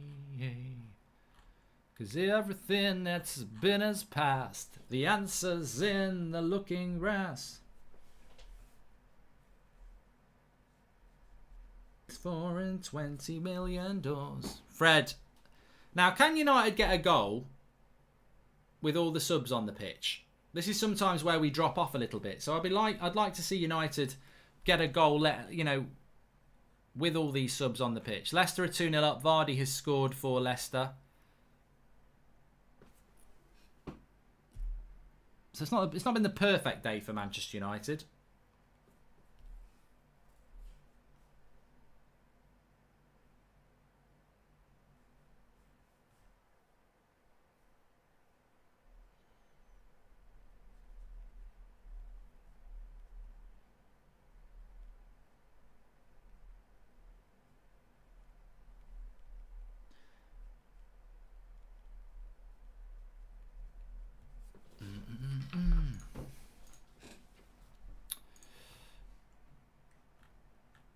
Please subscribe if you're new, bottom right hand corner on YouTube. I can tell you that we are currently on 732,950. We're 50 subscribers away from 733. So if you are new, please subscribe, bottom right hand corner to do that. And we should hit 733, which is great. Remember, we've got all the fan cams coming up. Ricky, Saeed, Adam, Sophie, Xander, Flex, player ratings as well. My match reaction straight after the game. We're live every night at 8 o'clock. Sunday night shows, me and Adam. And, oh, Luke Shaw nearly scored. I would have just cried. I would have absolutely cried if he'd scored with joy. Tears of joy. Tears of laughter. I'd have loved it, and he didn't score. Good save by the keeper. Tomorrow night, every night at 8 o'clock on the United stand, apart from tonight because I'm doing Chelsea Watford on That's Football. But you'll have all the fan cams tonight. And every morning at around 10 a.m. we've got the Man United news, talking transfer news, etc., etc. So get involved with that. Subscribe if you're new, bottom right hand corner on YouTube. And thanks everyone who's watching on Twitch as well. Big shout out to the Twitch massive. We've only just started using Twitch. We do every Man United game live simultaneously on there. So if you could please give us a follow on there. We've got lots of content planned on Twitch, which will be exclusive to Twitch.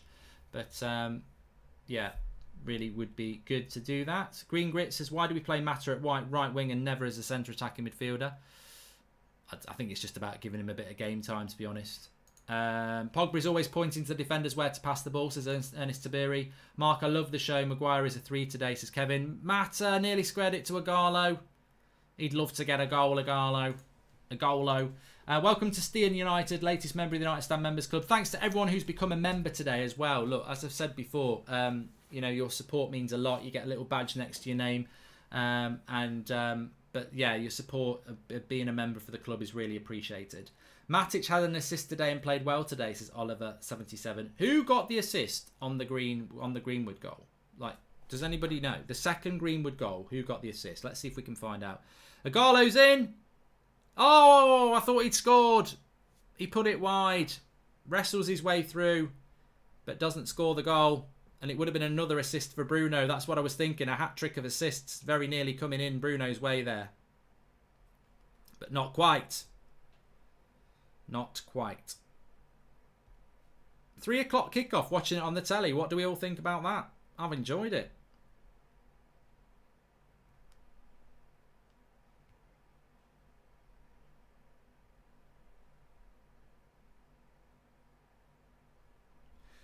I've proper enjoyed it.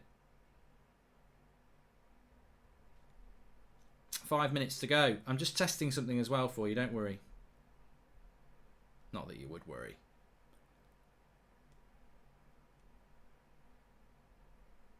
There we go.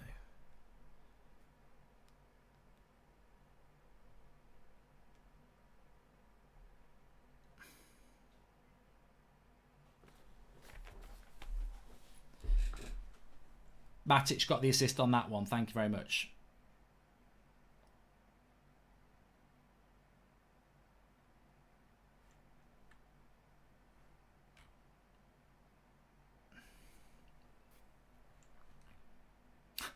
The website has crashed for the player ratings, apparently.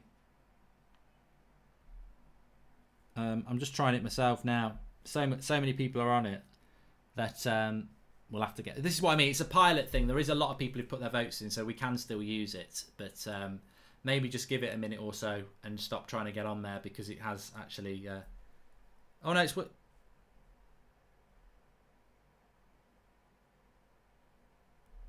It has loaded up for me.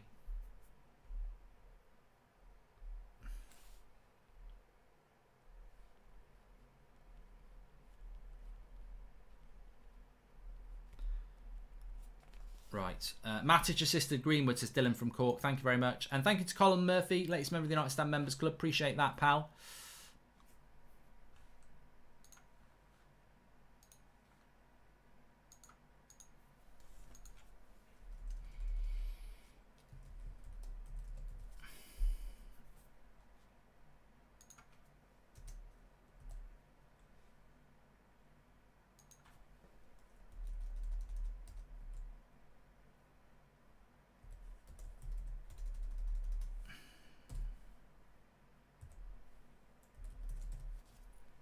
Mason Greenwood's been given man of the match by BT. I mean, I don't necessarily have a massive problem with that, but I also think that if you know anything about football, you've got to also put Bruno Fernandes into that equation, because he got 2 goals and an assist, 2 assists and a goal. There might be a goal here though. Agalo, just wait for Wan-Bissaka, just wait.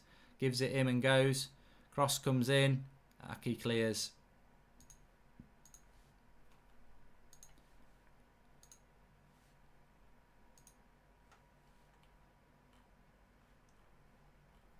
Still a few minutes to go. I actually thought we would have got another goal, but I suppose United have just settled for 5-2, which is what I predicted. I didn't predict 5-2. I don't think anyone predicted 5-2, but I did predict that United would win 3-0, which effectively is a 3-goal. It's a 3-goal turnaround, which is, yeah, I'd rather 5-2 than 3-0 because you've got more goal scorers. But defensively, I think it's left us something to talk about. You know, I think constructive things when you win are always important, and you know, as a manager, you want your weaknesses to be exposed in a game that you win, and I think that has happened today. We've been exposed in a game that we've won comfortably, but there'll be plenty of food for thought for Solskjaer. I would hope that Lindelof hasn't picked up an injury, because we desperately do need some pace in the centre back positions. But is that pace Eric Bailly? I think the jury's out on that, really, isn't it? But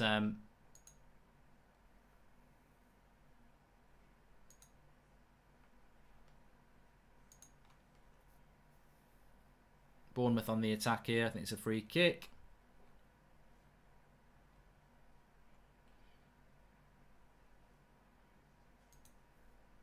Pogba. Pogba's had a very good game as well. You know, it's what you do. It's what you do without the ball as much as what you do with the ball. And I think Pogba has been very good on the ball and played a massive part in this result. As I said, I think the fullbacks have played well again. Whether people will give them the credit or not. Oh, I didn't notice Luke Shaw do this. Didn't notice him do that. I mean, actually, the goals that we've conceded have not been because of the fullbacks. They've been because of the centre backs and the keeper, haven't they? So I think the fullbacks have played well.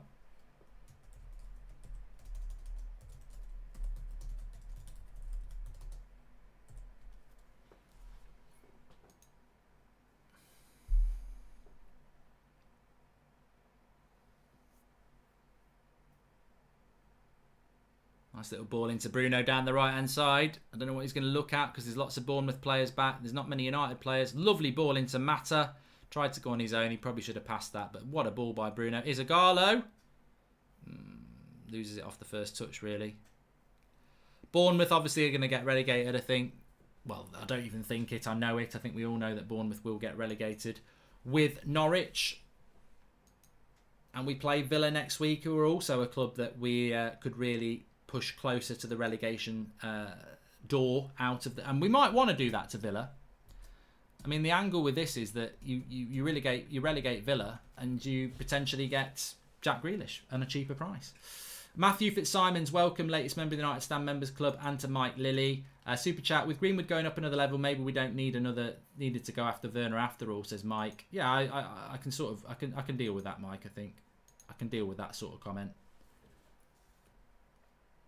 Robert Smith says Foxes are winning. It's all for now. Pasty face. Is that not racist against white people? Is that not sort of a racist comment against white people? But ultimately, if you could let us know what team you support, so we can sit you down, because we will be finishing above Leicester, and we're very happy with what United have achieved today.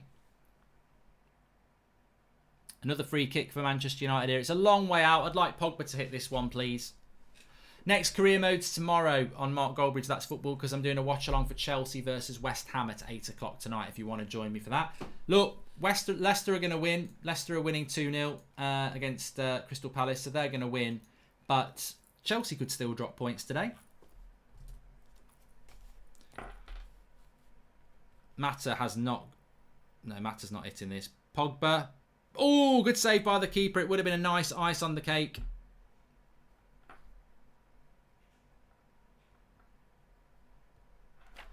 Would have been a nice bit of icing on the cake, that one. Keeper makes a simple save, though, really.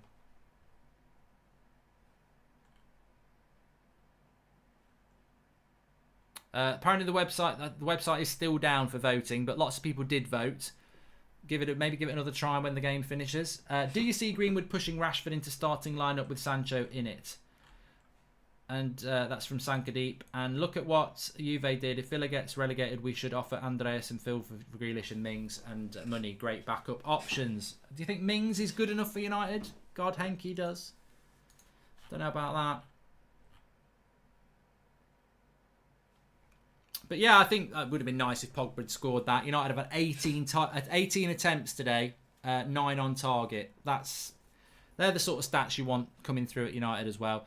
And to be honest with you, I think it's great to see Mata and Dan James and Fred getting runs out, because, you know, it's been in that, apart from the defensive mishaps, this has been a perfect game for Solskjaer, because he's been able to, attacking wise, scintillating. That's what you want to be judged on. You know, Mourinho's one of the few managers that loves a clean sheet and a 1-0 win. Ollie will be loving the fact that they've scored 5 goals, and he'll deal with the defensive issues. Of course he will, but to also get Fred on for a long time, and you know, that will help.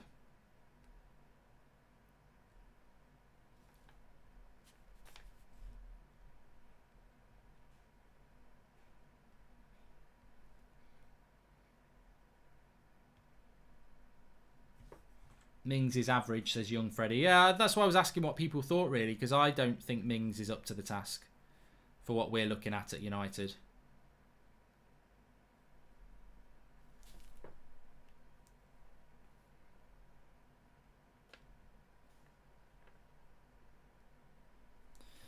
Such a perfect day. Drink sangria in the park. And what do I think about Leicester winning? Are you disappointed? No. Look, there's still plenty of games. If we beat Leicester, we're level with Leicester.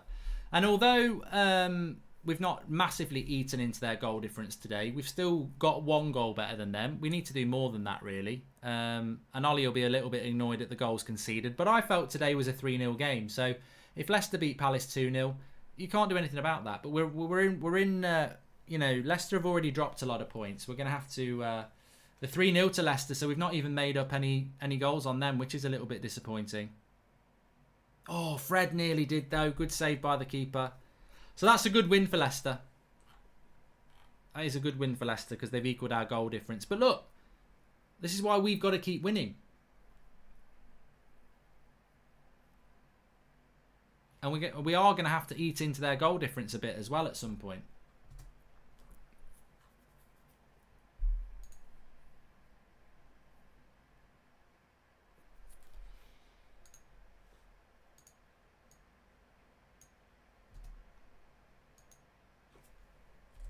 Oh, Igalo again. No, it's Pogba. Should have scored. So the goal difference... Sorry. It was offside anyway. The goal difference situation between Manchester United and Wolves and Leicester at the moment is that they're on plus 31 and we're on plus 23. So we're 8 behind them. We do need to start eating into that a little bit. And that is the final whistle anyway. Manchester United have won 5-2 here. And a good performance from United. Not you know, from 1-0 down. I think we've turned that around very, very well. Very happy with that. Make sure you subscribe if you're new, bottom right-hand corner. We've got enough votes to do the player ratings. That's great. We've had a bit of problems with the website crashing, but I did predict that would happen.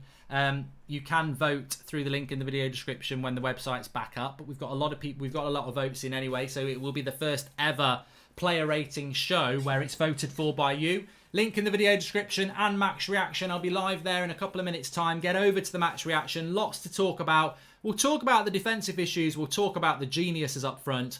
And we'll be doing your player ratings and Ollie ratings for the first time ever. Very excited. Make sure you tune in. Link in the video description. I'll see you over there. Thanks everyone for watching on Twitch as well. Give us a follow on there. We'll be back with the Villa game next Thursday. And if you want to watch my match reaction, it's over on YouTube as well. See you in a moment. Thanks for watching.